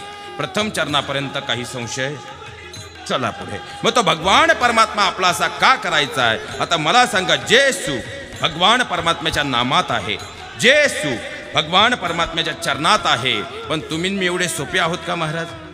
जे सुख भगवंताच्या मंदिरात चरणात आहे ते आपण कुठं शोधतोय? संसारामध्ये शोधतोय. ते सुख आपण प्रपंचात शोधतोय. आणि आपला प्रपंच कसा आहे? दुःख बांधवडी आहे हो संसार, सुखाचा विचार नाही मोठे, दुःखाचा विचार नाही मोठे. आहे हा संसार, सुखाचा विचार नाही मोठे, दुःखाचा विचार नाही मोठे. आता सवय लागली. लक्षात घ्या महाराज, जगद्गुरु तुकोबाराय सांगतात प्रपंच दुःख मूळ आहे, दुःख देणारा आहे. म्हणून तर याही पुढे जाऊन जगद्गुरु तुकोबाराय सांगतात की संसाराच्या नावे घालून या शून्य आम्ही प्रपंचाला मुठमाती दिली. मग तुकोबाराय आज तीर्थक्षेत्र नानजमधून आमच्या मनामध्ये एक प्रश्न माही गणेशोत्सवाच्या निमित्तानं असा उभा राहतो की तुम्ही म्हणताय प्रपंच दुःख मूळ आहे, दुःख देणारा आहे, पण जेव्हा जेव्हा आम्ही संत चरित्राचा अभ्यास करतो त्यावेळेस आम्हाला असं जाणवतं की तुमच्याच आदी संतांनी या मृत्यूलोकात तो प्रपंच केलेला आहे. मग तुमचं हे बोलणं इथं उपरोधिक होत नाही का? लक्षात घ्या महाराज, तुकोबाराला उत्तरदान शास्त्राचा आधार घेतात, कारण अध्यात्मशास्त्र आधारे या मृत्यूलोकामध्ये प्रपंचाचेही दोन प्रकार पडतात. प्रपंचाच्या मुळी असे दोन अंग, एक सकाम दूजा निष्काम. प्रपंचाचेही दोन प्रकार आहेत, एक म्हणजे सकाम प्रपंच आणि दुसरा म्हणजे निष्काम प्रपंच. सकाम प्रपंच या शब्दाचा अर्थ आहे स्वतःच्या स्वार्थासाठी केलेलं कर्म किंवा केलेला प्रपंच, आणि निष्काम प्रपंच या शब्दाचा अर्थ आहे स्वतःच्या स्वार्थाविरहित केलेलं कर्म किंवा केलेला प्रपंच. आपला पप्या, आपली गुड्डी आणि आपल्या बायकोच्या पुढे आपला प्रपंच जात नाही. म्हणून 10 किलो गहू आणि 15 किलो तांदूळ रेशन कार्ड सोडून आपलं नाव कुठंच आढळत नाही. पण संतांनी केला, महापुरुषांनी केला, तो जगाचा प्रपंच होता म्हणून त्यांची नावं इतिहासात आहे. अहो प्रपंच केला दामाजी सेठनं म्हणून तर नामदेवरायांसारखा पुत्र घडवला. अहो प्रपंच केला माझे विठ्ठलपंत आणि रुक्मिणी मातेनं म्हणून ते वेदांचा ज्ञाता असणारे ज्ञानोबराय घडवलेत मायबा. अहो प्रपंच केला माझे कनकाई मौल्यानी बोल्लोबांनी म्हणून तर 5वा वेद निर्माण करणारे तुकोबाराय घडले मायबा. आणि प्रपंच केला मा साहेब जिजाऊ आणि शहाजीराजांनी म्हणून तर लोक कल्याणकारी स्वराज्य निर्माण करणारे शिवराय. पुत्र भावा ऐसा गुलडा दाता तिन्ही लोके भेटा, दाता तिन्ही लोके भेटा, दाता तिन्ही लोके भेटा. भावा ऐसा गुलडा दाता तिन्ही लोके भेटा, दाता तिन्ही लोके भेटा, तिन्ही लोके भेटा. पुत्र भावा ऐसा गुलडा दाता तिन्ही लोके भेटा, पुत्र भावा ऐसा गुलडा दाता तिन्ही लोके भेटा, दाता तिन्ही लोके भेटा, दाता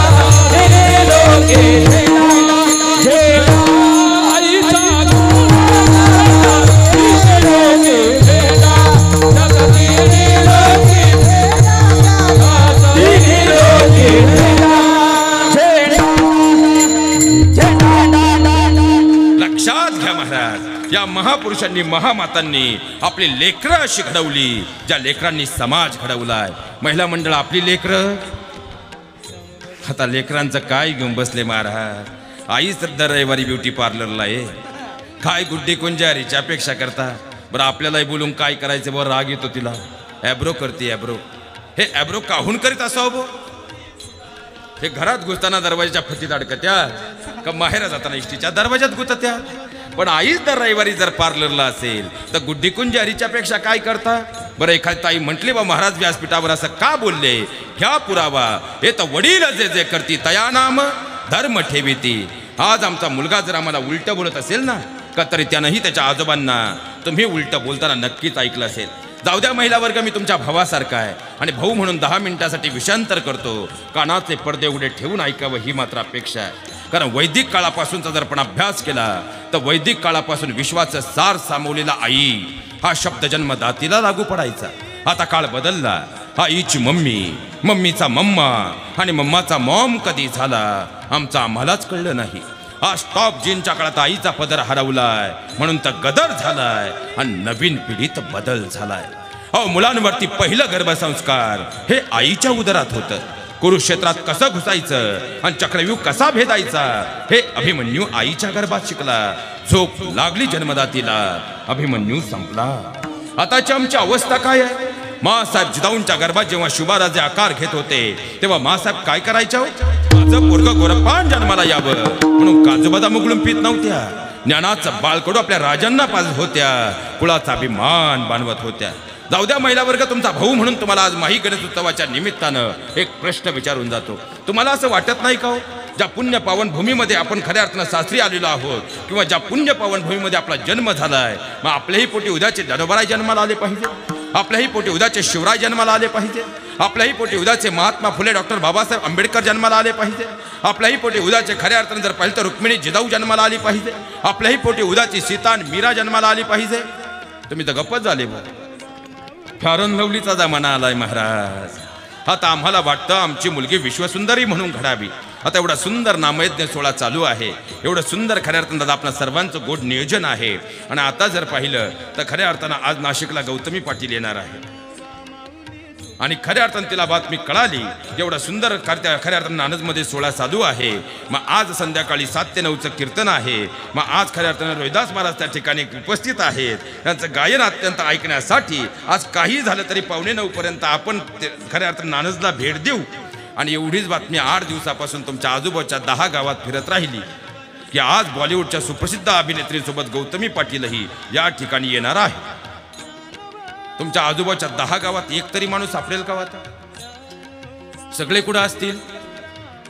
सगळे कुठं असतील? ते इथे येणार आहेत म्हणल्यावर सगळे कुठं असतील? मला तर आताच प्रश्न पडलाय, ते बसतील कुठं?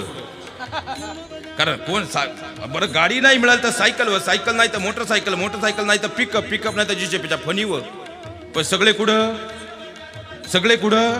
पण इथे एकच विचार करा माझ्या बहिणींनो, मी तुमच्या भावासारखा आहे. ज्यावेळी याच अभिनेत्री समोरून येत असेल ना, कोणीतरी शिट्ट्या वाजवत असेल, कुणी काहीतरी गलिच्छ कमेंट पास करत असेल आणि कुणातरी विक्षिप्त वास्तंद नजर त्यांच्या शरीरावर फिरत असेल, मग आम्हाला वाटतं आमच्या मुलींकडे समाजाने त्या नजरेनं पाहावं. आपल्या मुलीला कधीही विश्वसुंदरी बनवण्याचा अट्टास करू नका. अरे बनवायचंच असेल तर आपल्या मुलीला संस्कार सुंदरी बनवा. संस्कार सुंदरी बनवा.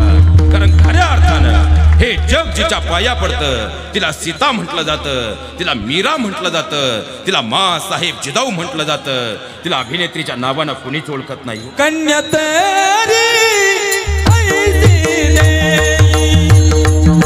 कन्या तेरी ऐसी रे, कन्या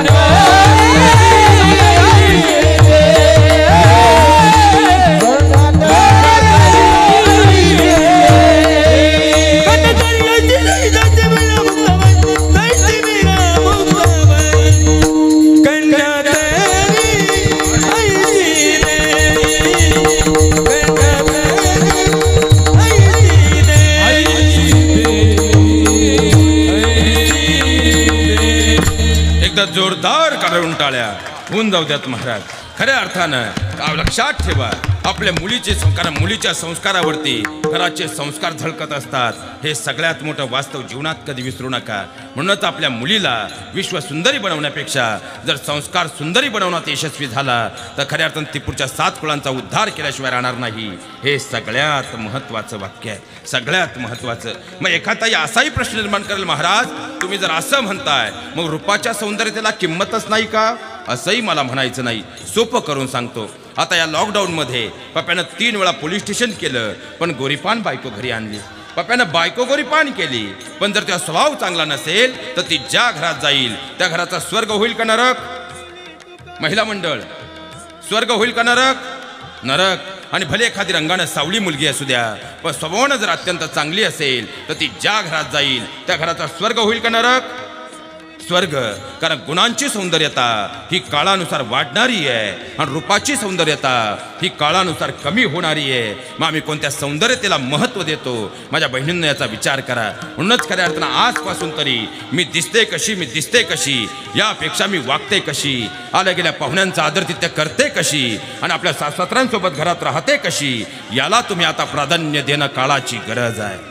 अहो, आम्ही किती मोठ्या घरात राहतो आणि किती स्क्वेअर फूटच्या बंगल्यात राहतो. माझ्या बहिणींना आजपासून या गोष्टीला किंचितही किंमत देऊ नका. पण आम्ही आमच्या खऱ्या अर्थानं सासऱ्यांच्या हृदयात किती आहोत, आम्ही आमच्या घरातल्यांच्या हृदयात किती आहोत, याला सगळ्यात मोठी किंमत आहे. आणि एवढे एकच वाक्य जरी तुम्ही आजच्या कीर्तनातून घेऊन गेलात, तुमचं मला माहीत नाही भगवंताच्या दरबारातली आजची सेवा यशस्वी असेल. मायबाप यशस्वी असेल. अहो, आता महिना झाला नाही का ताईनं मला कीर्तन झाल्या विचारलं होतं, महाराज काय सांगता सासऱ्यांची सेवा करा. माझी सासू एवढी फटकळ आहे, मला प्रत्येक शब्दात टाकून बोलते. आणि माझे सासरे तर एवढे हुशार आहेत, मी घरात असले का म्हणतात काय चालले बाळा, बरी ना बाळा, तब्येत कशी बाळा, तिचं ऐकू नको बाळा. पण मी एकदा शेतात कामाला बाहेर पडले की माझ्याच आहेरात आलेल्या सोफा सेटवर सासूबाई शेजारी बसले की माझ्याच नावानं दिवसभर टाहो फोडत राहतात. म्हणून महाराज शेवटी कंटाळून मी या दोघांनाही वृद्धाश्रमात ठेवलं. तुम्हीच सांगा मी काय चूक केली. म्हटलं ताई तुझं अगदी बरोबर आहे, मान्य करतो तुझी सासू फटकळ आहे, हेही मान्य करतो तुझे सासरे फटकळ आहेत. फक्त ताई आज माझ्या एकाच प्रश्नाचं उत्तर दे, तेच तुझे सासरे जर तुझे जन्म देणारे तुझे मायबाप असते आणि स्वभावानं असेच फटकळ असते, तू त्यांनाही वृद्धाश्रमातच नेऊन ठेवलं असतं का? त्यानंतर त्या ताईकडे उत्तर नव्हतं, पण माझ्या प्रश्नाचं उत्तर मात्र मला मिळालं होतं. माझ्या बहिणीनं तुम्हाला माझं कीर्तन पटलं नाही तर पुन्हा सांगेल, मरेपर्यंत मला तुमच्या गावात बोलू नका. पण तुमचा लहान भाऊ म्हणून तुमच्या पायावर डोकं टेकून आजच्या कीर्तनात दुसरी विनंती करून जातो. आता 1.5 महिना झालाय तुळशीचं लग्न झालंय, सध्या लग्न सीजन चालू आहे. आपल्या लेकीचं लग्न करताना आजपासून आपल्या लेकीला कधीच सांगू नका बाळा आता तुझं घर बदलणार आहे. आजपासून आपल्या लेकीच्या काळजात एकच गोष्ट बिंबवा, तुझ्या घराबरोबर बाळा पहिल्यांदा तुझं मन तुला बदलावं लागणार आहे. कारण तू ज्या घरात जाणार आहे त्या घरातल्या पुढच्या 7 पिढ्यांचा स्वर्ग करायचा की पुढच्या 7 पिढ्यांची माती करायची, हे फक्त आणि फक्त तुझ्या वागण्या बोलण्याने संस्कार अवलंबून असणार आहे. आपली मुलगी शिकली पाहिजे, शिकून डॉक्टर वकील इंजिनियर झाली पाहिजे, पण एक दिवस तिला सासरी जायचंय म्हणून ती घरात संस्कारांना सुद्धा परिपूर्ण झाली पाहिजे. याकडे आई म्हणून आज आम्ही लक्ष देतोय का याचा नक्की विचार करा. आता समृद्धी महामार्ग पुढून गेलाय म्हणून अजून भाऊ जिवंत आहेत. मला सांगा असं होऊ नये महिला मंडळ, पण आज कीर्तन संपल्यानंतर तुम्ही घरी जाताना जर तुमच्या भाऊजाईनं तुम्हाला फोन करून सांगितलं आजपासून मी तुमच्या आईला म्हणजे सासूला सांभाळणार नाही, तुम्ही तिची सोय करा, खरं खरं बोला. रात्रभर झोपू दिला ना तुम्ही आज? ओ तिने मला लहानाचं मोठं केलंय, ओ तिने मला कष्टानं वाढवलंय. आत्यालाही नवसानं मिळाली, निघाला रात्री 12:30ला, आली उद्या सकाळपर्यंत सासूबाई इथं. पण इथे एकच विचार करा माझ्या बहिणींनो, जिनं दुसऱ्याच्या बांधावर 200 रुपयानं कारण तुम्ही आज घडलेलं नाणंच पाहताय ना, हे खऱ्या अर्थानं असं नव्हतं. अहो खऱ्या अर्थानं इथं बसलेल्या अनेकांनी विहिरी फोडल्यात, अनेकांनी खऱ्या अर्थानं दुसऱ्याच्या शेतात सालं काढलीत, तेव्हा तुमचं सासर घडलंय. अरे तुमच्या या सासूला 40 रुपये 30 रुपये 25 रुपये रोजानं दुसऱ्याच्या शेतामध्ये निम्म आयुष्य आपलं तारुण्य घालवलंय, तेव्हा खऱ्या अर्थानं कुठंतरी तुमचं सासर उभं राहिलंय. आणि त्यांच्या कष्टांमधून त्यांनी खऱ्या अर्थानं तुमचं घर जर उभं केलंय तर त्या सासूला तुम्ही तुमच्या आई मानू शकत नाही का? आणि त्या सासऱ्यांमध्ये तुम्ही तुमचे जन्मदाते पिता पाहू शकत नाहीत का? माझ्या बहिणींना विचार करा. आणि ज्या दिवशी तुमच्या सासऱ्यामध्ये आणि तुमच्या सासूमध्ये तुम्ही तुमच्या आई वडिलांना पाहाल ना, त्या दिवशी तुमच्या घराचं मंदिर होईल, या देहाचं मंदिर होईल. आणि गणराय हे मंदिरात राहतात, ते तुमच्या माझ्या घरी येईल. त्या दिवशी खऱ्या अर्थानं गणेशोत्सवाचा सोहळा परिपूर्ण होईल असं म्हटलं तर वावगं ठरणार नाही. आता खऱ्या अर्थानं सुनबाईबद्दल बोलल्यामुळे बऱ्याचशा सासूबाई फुलल्या, पण सासू नावाचा प्राणी सुद्धा एवढा सोपा. नानदची सासू ब ब ब ब ब तिच्या पप्याचं लग्न झालं, तिने निम्म्या गावात भांडणं लावून दिली. काय तुमच्या सुना, काय तुमच्या सुना, माझी सून नक्षत्र आहे नक्षत्र. कोरोनाच्या आधी गावात आलेल्या सगळ्या सुना तिला सांग थांब बाई तू 6 महिने, ती तुझीच नक्षत्र बदलीन तेव्हाच तू जाग्यावर येशील. आता नानदची सासू होती, ती म्हणली सुनबाई बाहेर नको पडू. आता खऱ्या अर्थानं आपला माई गणेशोत्सव सोहळा चाललाय, आता उद्या आपल्याला पोळ्यांचा स्वयंपाक करायचा आहे, तू बाहेर नको जाऊ, तिकडे युक्रेनचं युद्ध चाललंय, एखादा बॉम्ब इकडे पडायचा. आणि तू आता खऱ्या अर्थानं थंडी वाढली, मी जरा शेतात जाऊन येते, तू तेवढी डाळ वाटून घे. आता नानदची सासू होती, गेली शेतात, आली 20 मिनिटांनी. तिने फक्त घरात डोकून पाहिलं गो, सुनबाई दिसाना, डाळीचं तपेलही दिसाना. ती घरात नाही घुसली, आपल्याच गावातली होती. ती परत निम्या चौकात फिरून आली. काय तुमच्या सुना, काय तुमच्या सुना, माझी सून नक्षत्र आहे नक्षत्र. अर्ध्या तासात डाळ वाटली, आली घरी. गुणाची ग माई, गुण सुनबाई गुणाची. पप्यानं त्रास काढला पण वाया नाही गेला. पण सुनबाई ती डाळ ठेवली कुठं? तशी सुनबाई म्हणली, हाय का सासूबाई, मला वाटलं तुम्ही हुशार असाल. तुम्ही म्हणले डाळ वाटून ये. आता सगळ्या वस्तीवर डाळ वाटून आले. आता कुठं घरात डाळ राहते वय, तेव्हा तुम्ही जागेवर आले. बरं तुम्ही सोप्या नाहीत ना. माझं बोलणं इथं बसलेलं एका जरी सासूबाईला आज वाईट वाटलं असेल तर खऱ्या अर्थानं ओंकाराच्या समोर तुम्ही बसलेले आहात. फक्त स्वतःच्या काळजावर हात ठेवून स्वतःला एकच प्रश्न आज विचारा, तुमच्या अपेक्षा आहे ना तुमच्या येणाऱ्या सुनेनं तुम्हाला आई म्हटलं पाहिजे, आई मानलं पाहिजे, बरोबर ना? तुमची अपेक्षा आहे ना पप्याचं लग्न करायचंय ना? मग तुम्हाला वाटतं ना तुमच्या येणाऱ्या सुनेनं तुम्हाला आई म्हटलं, महिला मंडळ आई म्हटलं, आई मानलं? मागच्यांच्या डोक्यात वेगळी खटकी, आत्या म्हणलं पाहिजे, आत्या आत्या आत्या. आता आत्या आता काळजात बसली म्हणजे आई झाली. मग जर तुमची अपेक्षा आहे तुमच्या येणाऱ्या सुनेनं तुम्हाला आई म्हटलं पाहिजे, आई मानलं पाहिजे, तर इथं बसलेल्या प्रत्येक सासूबाईनं आणि ऐकणाऱ्या प्रत्येक सासूबाईनं फक्त काळजावर हात ठेवून स्वतःला आजच एक प्रश्न विचारा, ओंकाराची शपथ घेऊन स्वतःला विचारा, आमची अपेक्षा आहे येणाऱ्या सुनेनं आम्हाला आई म्हटलं पाहिजे, आई मानलं पाहिजे, पण आम्ही सुद्धा आमच्या घरात आज आमच्या सुनेला आमच्या जन्मदात्या मुलीचा दर्जा दिलाय का? आपल्या मुलीला जर गोल चपाती बनवता आली नाही तर आपण लाटणं पळपट घेऊन तिला गोल चपाती बनवायला शिकवतो. पण सुनेकून चपातीचा जाड काठ झाला तर आपण तिच्या आई वडिलांचा उद्धार करतो. आपण खरंच तिला आपली मुलगी मानतो का? आपल्या मुलीकडून एखादी चूक झाली तर गावाला तमाशा नको म्हणून घराचा दरवाजा आतून बंद करून असेल तो विषय घराच्या 4 भिंतीच्या आत मिटवतो. पण सुनेकून जर एखादी चूक झाली तर शेजारच्या घरी जाऊन आपण तिच्या नामाचा टाहू फोडतो. आपण खरंच तिला आपली मुलगी मानतो का? स्वर्ग नरक कुठं वरती नाही तो, त्याची जीवनात कधी अपेक्षाही धरू नका. स्वर्ग आणि नरक म्हणजे आपल्या घराची 2 दारं आहेत. ज्या घरामध्ये सासू सुनेचं नातं भक्कम आहे ते घर म्हणजे स्वर्ग आहे. जिथं सासू सुनेचं पटत नाही ते घर म्हणजे नरक आहे. महाराज मी स्वतः सायकोलॉजीचा प्राध्यापक आहे. रोज कमीत कमी 10 ते 15 केस आम्ही उघड्या डोळ्यांनी पाहतोय. अवघ्या 5-5 वर्षाची लेकरं येतो पण दरवाजात 1-1 तास उभी राहतात. का? माझ्या आईकडे गेलो तर माझ्या आजीला राग येतोय आणि मी जर आजीच्या मांडीवर बसलो तर माझ्या मम्माला राग येतोय. कारण 3 महिन्यापूर्वी आई आणि आजीत काहीतरी घरात भांडण झालंय म्हणून आई आजी बोलत नाही. महाराष्ट्रातल्या जर 4 आणि 5 वर्षाच्या लेकराची आजच्या घडीला ही अवस्था असेल तर तुम्ही सगळे जाणकार श्रोते मला तुम्हीच उत्तर द्या. इथं उभं राहून मी कोणतं मोक्ष आणि अध्यात्म सांगायचं सगळ्यात मोठा प्रश्न आहे. माझ्या बहिणीनं तुमच्या घरातला हा करता माणूस मरमर आपल्या शेतामध्ये नोकरीमध्ये व्यवसायात राबतो. अहो खऱ्या अर्थानं कोरोना आला ना, अचानक काढलेलं कर्ज फेडायचं कसं? आणि आपण जर गेलो तर आपलं कुटुंब उघड्यावर पडेल म्हणून 1.5 वर्ष त्याला एकही दिवस डोळ्याला डोळा लागला नाही. पण तरी त्यानं तुम्हाला काहीच कमी पडू दिलं नाही. आणि तोच बिचारा दिवसभर राबून जर संध्याकाळी आपल्या घरी आला ना आणि जर आईच्या जवळ जाऊन बसला तर बायको आपल्या मैत्रिणींना फोन करून सांगते आमचे हे तसे चांगले पण जरा आईचे गुलाम आहेत. आणि तोच बिचारा राबला आणि दमून भागून घरी आला आणि बायकोच्या जवळ जाऊन बसला तर आई शेजारी पाजारी जाऊन सांगते दुसऱ्याच्या बांधावर काम करून मी याला वाढवलं. पण काल बायको आली तर बायकोच्या पदराखाली गेला. शेवटी तुमच्या दोघींच्या भांडणाला कंटाळून तो म्हणतो आईचाही पदर नको, बायकोचाही पदर नको, दोस्ती आपली जिंदगी हे चला कट्ट्यावर. आता संध्याकाळी 11च्या पुढचे कट्ट्यावरचे मॉडेल काही सोपे राहतात का दादा? निमे 90 हाणे घे चमचाभर, घे चमचाभर, सभी दुखों की एक ही दवा, घे चमचाभर. किती चमचाभर तो आला डुलत घरी. चुकत्या मुलाची घरातलं वातावरण जर तुमच्या सात्विक असेल तर पुढच्या 7 पिढ्या घडतील. पण तुमच्या घरातलं वातावरणच जर सात्विक नसेल तर पुढच्या 7 पिढ्यांची माती झाल्याशिवाय राहणार नाही. हे सगळ्यात मोठं वास्तव आहे.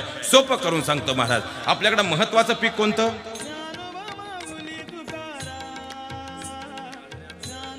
सोयाबीन. आता खऱ्या अर्थानं सोयाबीन उतरून आलं आणि गारपिटीमुळे जर त्याचं मूळ सडलं तर तुम्ही त्याला कितीही महागडी खतं घातली आणि कितीही महागडी औषधं दिवसभर जरी दिवस रात्र फवारलीत, मला सांगा ते झाड वाढेल का? फुटवा धरेल का? फूल धरेल का? शेंग येईल का? सोयाबीन मिळेल का? कारण त्याचं काय सडलंय? काय सडलंय? काय सडलंय? मग संसाराच्या मुळाशी जर संस्कार नावाचं मुळच सडलेलं असेल तर आम्ही किती प्रयत्न केला तर आमचा प्रपंच बहरेल का, फुलेल का? तो दुःखदायकच राहणार. हेच तर सांगतात तुकोबाराय अभंगाच्या द्वितीय चरणात. के दुःखाची जणी ते रती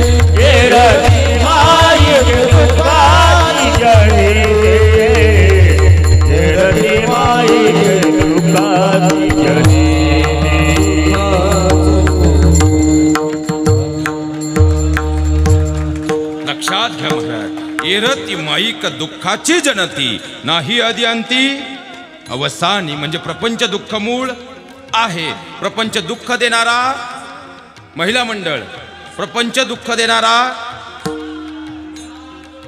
मागे प्रपंच दुःख देणारा पुरुष मंडळी. आता तुम्हाला विचारतो, प्रपंच दुःख देणारा हा म्हणा नाही म्हणा काहीतरी म्हणा. ज्यांना वाटतं प्रपंच दुःख देणारा आहे त्याने एकदा जोरदार टाळी वाजवा. बरेच कटाळले. मग आता जर खऱ्या अर्थानं भगवान विष्णू नवीन कोरं विमान घेऊन या ठिकाणी आले आणि ही जी समोरची मोकळी जागा आहे त्या ठिकाणी त्यांनी लँडिंग केलं तर चालेल ना विमानाचं? कुणाची काही अडचण? मग भगवान विष्णूने जर त्या ठिकाणी विमानाचं लँडिंग केलं आणि भगवान विष्णूने इकडे पाहिलं, अरे बा खऱ्या अर्थानं माझ्याच नामाचा गजर सुरू आहे, खऱ्या अर्थानं माही गणेशोत्सव साजरा होतोय.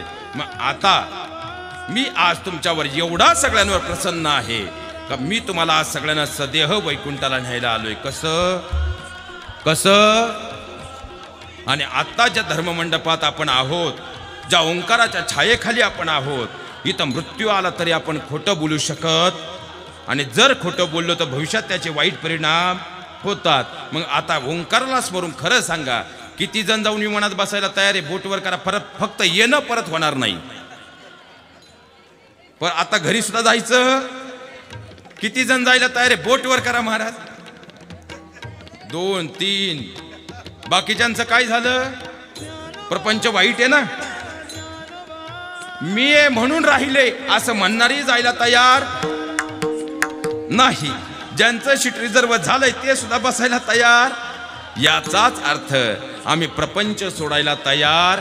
मग तुकोबाराय आमचा प्रश्न असा आहे की जरी तुम्ही म्हणताय प्रपंच दुःखमूळ आहे, दुःख देणारा आहे, पण आता भगवान जरी परमात्मा स्वतःहून सदैव न्यायला आम्हाला आले तरी प्रपंचाचं मोहजाळ आम्ही काही सोडू शकत नाही. मग या प्रपंचात राहूनच आम्ही परमार्थ करू शकत नाही का? तुकोबाराय म्हटले ठीक आहे. मग त्यासाठी काय करावं लागेल? अविनाश करी अविनाश करी आपुली आईचे. अविनाश करी आपुली आईचे. आपुली आईचे. अविनाश करी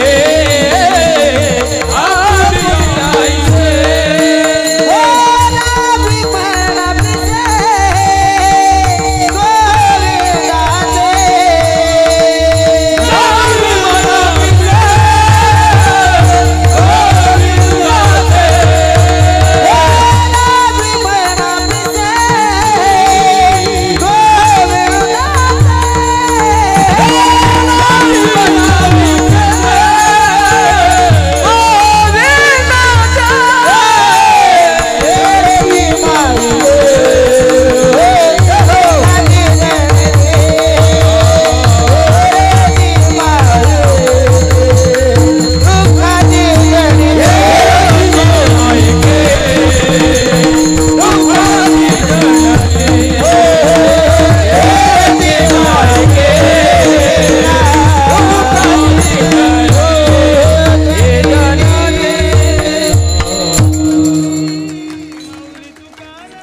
काय झालं?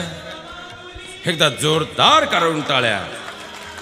कारण लक्षात घ्या महाराज, ही मंडळी त्याचं मिळणं फार अवघड आहे आणि ही आली त्यांना सोडून उपयोग नाही. लक्षात घ्या, खऱ्या अर्थानं ज्या प्रपंचात आम्ही तल्लीन आहोत, आम्ही किती जरी म्हटलं तो सोडायला तयार नाही. मग प्रपंचात राहूनच परमार्थ करायचा असेल तर लावी म्हणा पिसे. पण एवढं मन सोपं होय आपलं. आता तुम्ही सगळे इथे आहेत, पण सगळे मनानं इथे आहे का? कुणाच्या डोक्यात काय खटकी चालू असं सांगू शकत? काहींच्या मन डोक्यात चंचल चपल जाता वेतन लगे वेळ, जाता येतन लगे वेळ,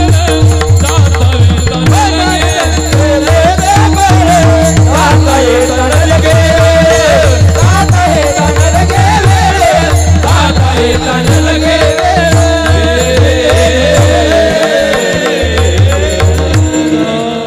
लक्षात घ्या महाराज, एकदा जोरदार करून टाळ्या. आता आपण 21 पर्यंत आलोय, अजून एकदा वाजली तुमची टाळी का ती परमार्थाची अविट टाळी होऊन. लक्षात घ्या महाराज, खऱ्या अर्थानं म्हणजे हे मन एवढं चंचल आहे ज्याचा शंभरही भरोसा. आता काहींच्या डोक्यात तर वेगळीच खटकी चालली. अर्धा तास झालं मी सगळ्यांचे चेहरे वाचतोय.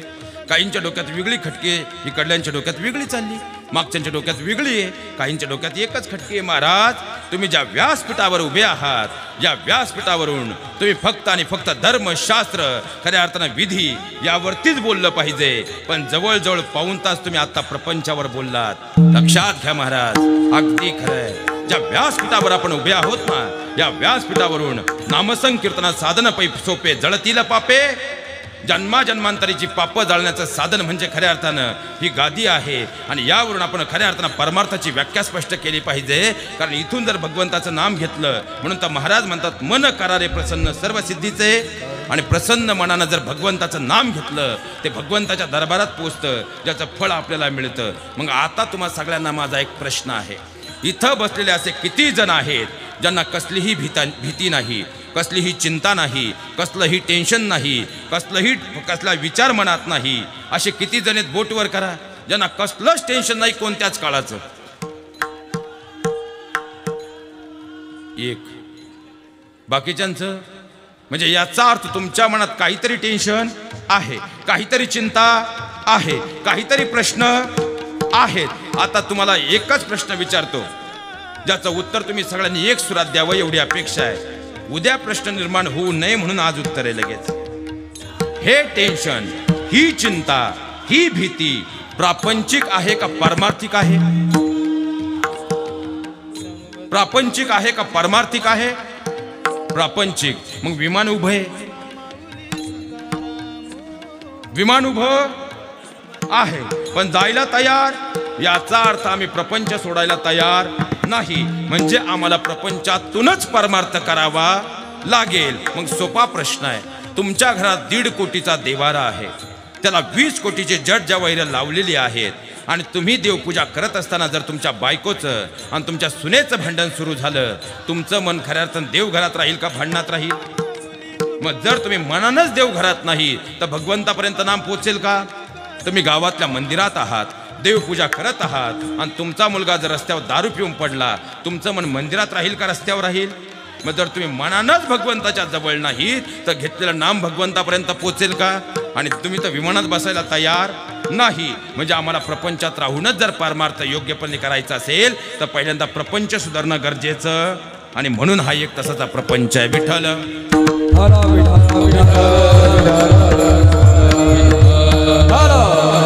लक्षात घ्या महाराज.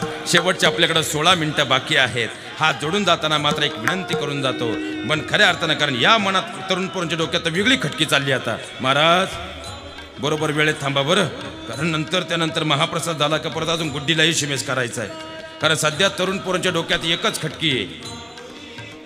कोरोना आला तरी पोरं घाबरली नाही, म्हणते कोरोना क्या बडी चीज है, इश्क ही मेरी जिंदगी है.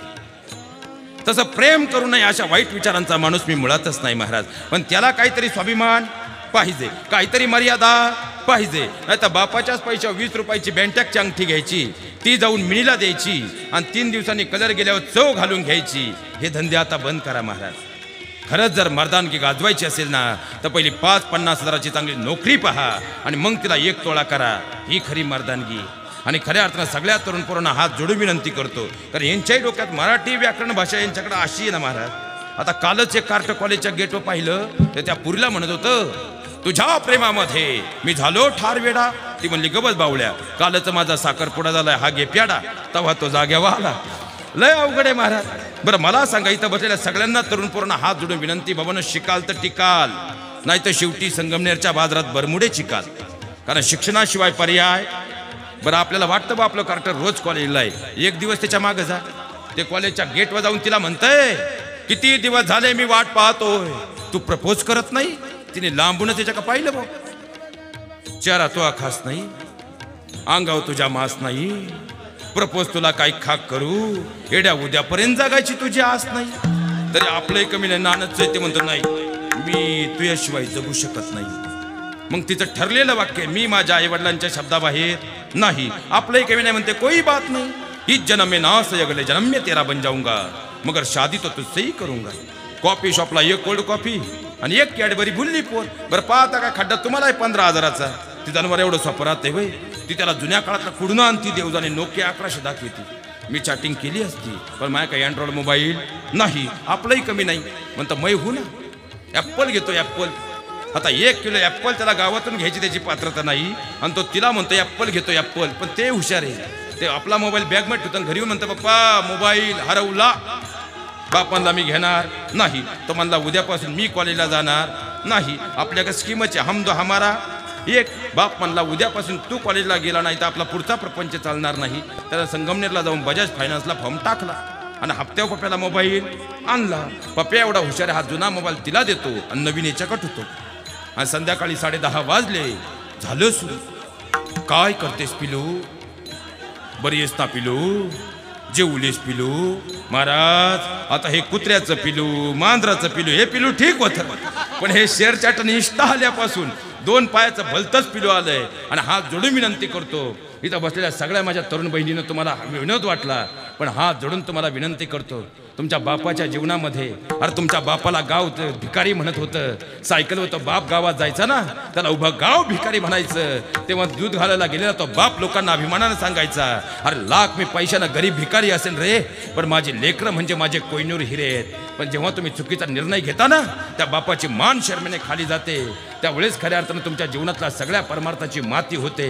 जर खरंच तुम्हाला वाटत असेल जीवनात परमार्थ करायचा आहे, मरेपर्यंत मायबापाची खऱ्या अर्थानं मान खाली जाऊ देऊ नका. यापेक्षा तुमच्या जीवनातला सफल परमार्थ कोणता नसेल, हे सगळ्यात मोठं वास्तव आहे. आणि सगळ्या तरुण पोरांना तुम्हाला हात जोडून विनंती करून जातो, तुम्ही गावातल्या चौकात आलात, तुमच्या खिशात 1.5 कोटी रुपये असू द्या, पण तुमच्या तोंडाचा जर दारूचा वास आला, त्या बापाला मेल्याहून मेल्यासारखं होतं. पण तुम्ही गावातल्या चौकात आलात, पण 4 लोक तुमच्या खिशात रुपया सुद्धा नसू द्या, पण 4 लोक तुमच्या जवळ येऊन तुम्हाला रामकृष्ण हरी म्हटले, तर त्या बापाला स्वर्गाहून अधिकचं सुख प्राप्त होतं. आपल्या वडिलांची मान खाली जाणार नाही. एवढं जरी तुम्ही आजच्या दिवशी ठरवलं तर गणराय आपल्या घरी आल्याशिवाय राहणार नाही. हे सगळ्यात मोठं वास्तव आहे. वेळ कमी म्हणून फार वेगात पुढे सरकतो. दुसरं व्यसन मोबाईलचं व्यसन आहे. आता मोबाईल चांगला की वाईट यामध्ये मला पडायचं नाही, पण एकच वाक्य बोलून जातो, ज्या दिवशी सबंध 24 तास कोणताही विकार मनात न आणता, कोणती भीती न मानता, जर बायको आपल्या नवऱ्याकडे दिवसभरातले 24 तास आनंदानं मोबाईल देऊ शकेल, आणि ज्या दिवशी नवरा कोणती भीती मनात न आणता आपला मोबाईल 24 तास बायकोकडे देऊ शकेल, त्या दिवशी मोबाईलचा चांगला वापर आहे असं म्हणण्याचं धारिष्ट मी नक्कीच करू शकेल. आणि हात जोडून विनंती करतो, या मोबाईलनं काय दिलंय, अरे घरातल्या सासूसाऱ्यांना तुमच्याकडून माझ्या बहिणींना फक्त वेळ हवा आहे, पण तो वेळ सुद्धा तुम्ही देऊ शकत नाही, कारण तो वेळ तुमच्या मुलांनाही देत नाहीत, तुमच्या नवऱ्यालाही नाही, तो हल्ली व्हॉट्सअपला दिला जातो.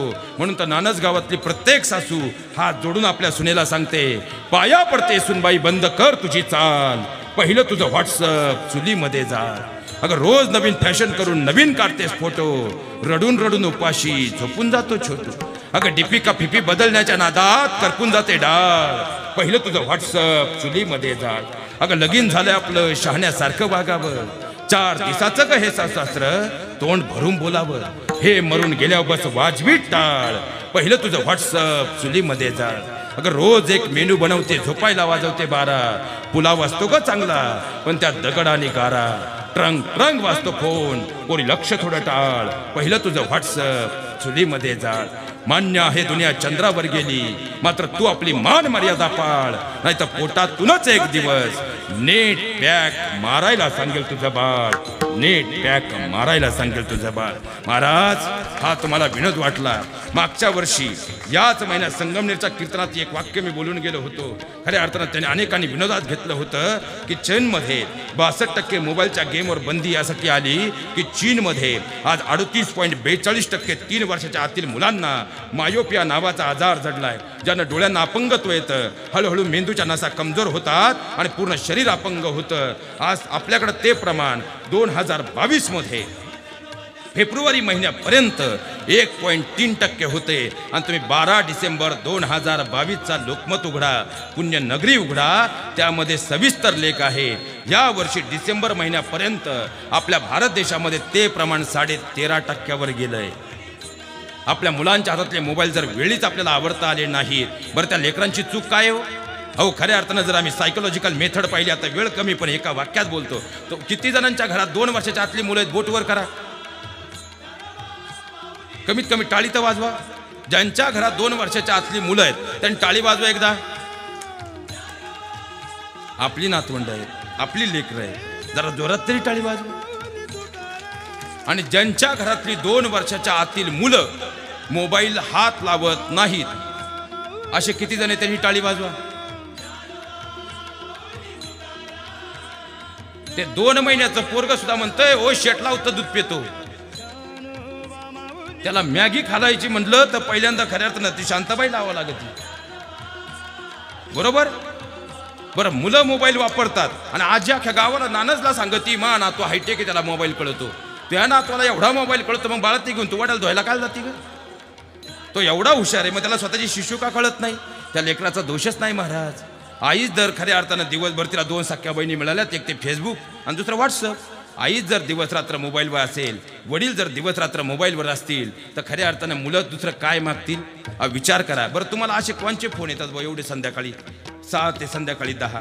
जर तुमच्या हातात पुस्तक असेल, तुमची छोटी मुलं तुमच्याबरोबर पुस्तक पाहतात तरी, डोकावतात तरी, कारण मुलं निरीक्षणातून अनुकरणातून घडतात. पण आपल्याच हातात मोबाईल असेल तर मुलांच्या मनात प्रश्न येतो, एक वेळ मम्मी आपल्याला विसरत पण मोबाईल विसरत नाही, म्हणजे तो मोबाईल चांगला आहे. हात जोडून तुम्हाला एक विनंती करून जातो दादा, विशेषतः तुम्हाला सांगतो, इथं बसलेल्या प्रत्येकानं फक्त मी सांगतो तेवढा उपाय इथून पुढे 21 दिवस करा. जर तुमच्या लेकराच्या हातातले मोबाईल सुटले नाहीत तर खऱ्या अर्थानं गादीवरून तुम्हाला सांगतो दादा, इकडं कधी आलो तुमचं दिलेलं मानधन 1 ना 1 रुपया मी परत देऊन जाईल. फक्त 21 दिवस एवढा उपाय करा. कराल का? तुमच्या लहान मुलांच्या हातात इथून पुढे मोबाईल परत राहणार फक्त इथून पुढे 21 दिवस. संध्याकाळी 6 वाजल्यापासून रात्रीच्या 10 वाजेपर्यंत तुम्ही मोबाईलला हात लावायचा नाही. चाइल्ड सायकोलॉजी असं सांगते की संध्याकाळी घरी आल्यानंतर तुम्ही शांतपणे आज झोपताना विचार करा, तुमची मुलं तुमच्याकडे मोबाईल मागतात का तुम्हाला मागतात? जर तुम्ही मोबाईल मागितला, मोबाईल फेकून द्या आणि त्याला मांडीवर घेऊन बसा, तो तुमची मांडी सोडेल? पण तुम्हाला तुमची मुलंच नको आहेत, तुम्हाला हातातला मोबाईल पाहिजे. आमच्यासारखा बोलला की राग येतो. महाराज, खऱ्या अर्थानं हात जोडून तुम्हाला विनंती करतो, आजपर्यंत महाराष्ट्रातल्या कोणत्याच गावात परत तारीख मिळावी म्हणून कधी गेलो नाही आणि माझ्या शेवटच्या आयुष्याच्या श्वासापर्यंत परत तारीख मिळावी म्हणून कधी जाणार नाही. पण आज जर आम्ही वेळेत बदललो नाही तर येणारी परिस्थिती इतकी भयानक असणार आहे, त्यावेळेस मागं फिरता येणार नाही. आणि त्यावेळेस खऱ्या अर्थानं आमचं काय हो, आम्ही 2 तासांनी निघून जाणार आहोत. पण जर परिस्थिती बदलली नाही, कारण आज खऱ्या अर्थानं या मोबाईलवरती बोलताना आमची जीभ जड होते, कारण महाराष्ट्रामध्ये मागच्या महिन्यामध्ये 3,500 मुलांनी फक्त हनी ट्रॅपला बळी पडलेत म्हणून आत्महत्या केल्यात. सध्या मोबाईलवरती सौदीमधून 12% नेटवर्क सर्वे हे खऱ्या अर्थानं हनी ट्रॅपसाठी मुलांना अडकवण्याचे प्रयत्न चालू आहेत. विशेष तत्वानं लक्षात घ्या, मोबाईल वापरताना बहुतांश त्यावरती लक्ष ठेवा. आणि आमची इथं बसलेल्या प्रत्येक आईनं आणि प्रत्येक वडिलांनी कमीत कमी आठवड्यातून एकदा मुलांचे मोबाईल चेक करा. फक्त संध्याकाळी 5 तास मोबाईलला हात लावू नका, खऱ्या अर्थानं तुमची मुलं मोबाईल मागणार नाहीत. खऱ्या अर्थानं तिसरी गोष्ट, राजकारण जिरवी करवण्यासाठी राजकारण नसावं, खऱ्या अर्थानं पाणी जिरवण्यासाठीचं राजकारण असावं, लावा लावी करणारं राजकारण नसावं, झाडं लावणारं राजकारण असावं. गाव घडल्याशिवाय राहत नाही. आणि शेवटी म्हणजे दारूच्या व्यसनापासून दूर व्हा. आयुष्यात खऱ्या अर्थानं आपल्या मातापित्यांना प्रेम देण्याचा संस्कार करा. आणि जाताना माझ्या बहिणींना एक विनंती करून जातो, सध्या तुमच्याकडून एकच अपेक्षा भाऊ म्हणून करतो, खऱ्या अर्थानं तुमच्या लेकरांना, तुमच्या घरातल्या वयोवृद्धांना हे सगळे जे टोपी दिसते ना, ही खऱ्या अर्थानं महाराष्ट्राची शान आहे. आणि जोपर्यंत ही टोपी डोक्यावर आहे तोपर्यंत महाराष्ट्रातला धर्म, देव आणि देश जिवंत आहे असं म्हटलं तर वावगं ठरणार नाही. पण आज खऱ्या अर्थानं त्याच घरातल्या आजी आजोबांना खऱ्या अर्थानं तुम्ही फक्त त्यांच्या नातवंडांपासून दूर करत असाल तर तुम्ही हे पाप पुढं फेडायचा विचार करा. एक वेळ त्यांना जेवायला नाही दिलं तरी चालेल, पण माझ्या बहिणीनं तुमच्या भाव म्हणून शेवटची विनंती करून जातो, घरातल्या आजी आजोबांना नातवंडांपासून इथून पुढच्या काळात तोडू नका. कारण एक वेळ त्यांना जेवायला नसेल ना, ते सहन करतील, पण त्याची नातवंड जर त्यांच्या जवळ नसतील तर ते खऱ्या अर्थानं मान टाकून देतील. कारण आजोबांच्या जीवनात जर नातू जवळ असेल, आजोबा 2 वर्ष अधिक जगतात, पण नातवंड जर जवळ नसतील तर त्या आजोबांना मेल्याहून मेल्यासारखं होतं. खऱ्या अर्थानं हात जोडून तुम्हाला विनंती करतो, फक्त त्यांच्यापासून त्यांची नातवंड जीवनात कधी दूर करू नका. कारण नातू हा आजोबांच्या जीवनातला सगळ्यात शेवटचा मित्र असतो, तर आजोबा हे नातवाच्या जीवनातले पहिले मित्र असतात. पण आज आम्ही शहरांमध्ये गेल्यानंतर आमची मूळ माती म्हणजे आमच्या आजी आजोबा विसरून जातोय. शोकांतिका आहे. म्हणून तर शनिवार रविवार आलं की तो 7 वर्षाचा नातू सुद्धा आपल्या आईचा हात धरून सांगतो, उद्या परवा सुट्टी आहे, पटकन येऊ जाऊन. उद्या परवा सुट्टी आहे, पटकन येऊ जाऊन. चल ना ग मम्मी मला माझ्या आजोबांकडे घेऊन. थरथरणाऱ्या काठीला बळ मिळतं बघ, थरथरणाऱ्या काठीला बळ मिळतं बघ, अंधुक झालेल्या नजरेला आभाळ मिळतं बघ. अग थोडा तिथं प्रकाश करू एक रात्र राहून. चल ना ग मम्मी मला माझ्या आजोबांकडे घेऊन. अगं त्यांच्या खरबरीत हातानं निघतात म्हणती खाकर, त्यांच्या खरबरीत हातानं निघतात म्हणती खाकर, पण त्याच हातांनी जगवलीत ना ग कितीतरी पाखरं. आपण एका तासासाठी पाखरं व्हायला जाऊ. चल ना ग मम्मी मला माझ्या आजोबांकडे घेऊन. अगं हीच आपली दिवाळी समज, जाणं आणि येणं. सिमेंट मध्ये रुतून बसलंय ग त्या गावचं बेनं. असं कोणतं झाड नसतं जे मुळं टाकतं खाऊन. चल ना ग मम्मी मला माझ्या आजोबांकडे घेऊन. अगं खऱ्या अर्थानं फोनवरती खोकलण्याचा तुला आवाज येत नाही, फोनवरती त्यांच्या खोकलण्याचा तुला आवाज येत नाही. हॅलो हॅलो म्हणत फोन कट करते, मला बाबांसंग बोलायला सुद्धा देत नाही. अगं खऱ्या अर्थानं डोळे त्यांच्या आसुसले, हिरवा चष्मा लावून. चल ना ग मम्मी मला माझ्या आजोबांकडे घेऊन. गाडी नको, आजोबांच्या पाठीवर मी खेळेल. गाडी नको, आजोबांच्या पाठीवर मी खेळेल. नक्कीच तेव्हा त्या आत्म्याला खरा मोक्ष मिळेल. अगं चल ना ग त्या पंढरीला येऊ पवित्र होऊन. चल ना ग मम्मी मला माझ्या आजोबांकडे घेऊन. चल ना ग मम्मी मला माझ्या आजोबांकडे घेऊन. त्या लेकरांच्या अंतकरणात असलेली आजी आणि आजोबांचं प्रेम दूर करू नका, एवढीच विनंती करतो. एकदा प्रेमानं भजन करूया.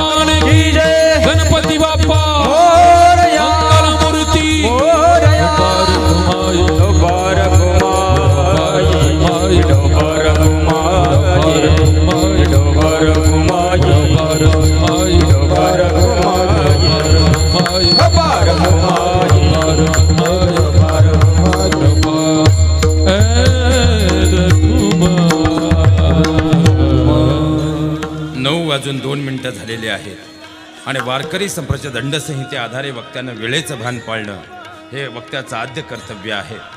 चिंतनरूपी सेवेकरता निवडलेला भंग हा पुला तो एक देव करून घ्यावा, तेने विना जीवा सुख नोहे. जगद्गुरु तुकोबराय तुमच्या माझ्यासारख्या मृत्यूलोकातील साधकांना उपदेश करतात. की अंतपार सुखाची प्राप्ती जर करायची असेल तर एकमेव राजमार्ग तो भगवान परमात्मा आपलासा करून घ्या. तो नामाआधारे आपलासा करा.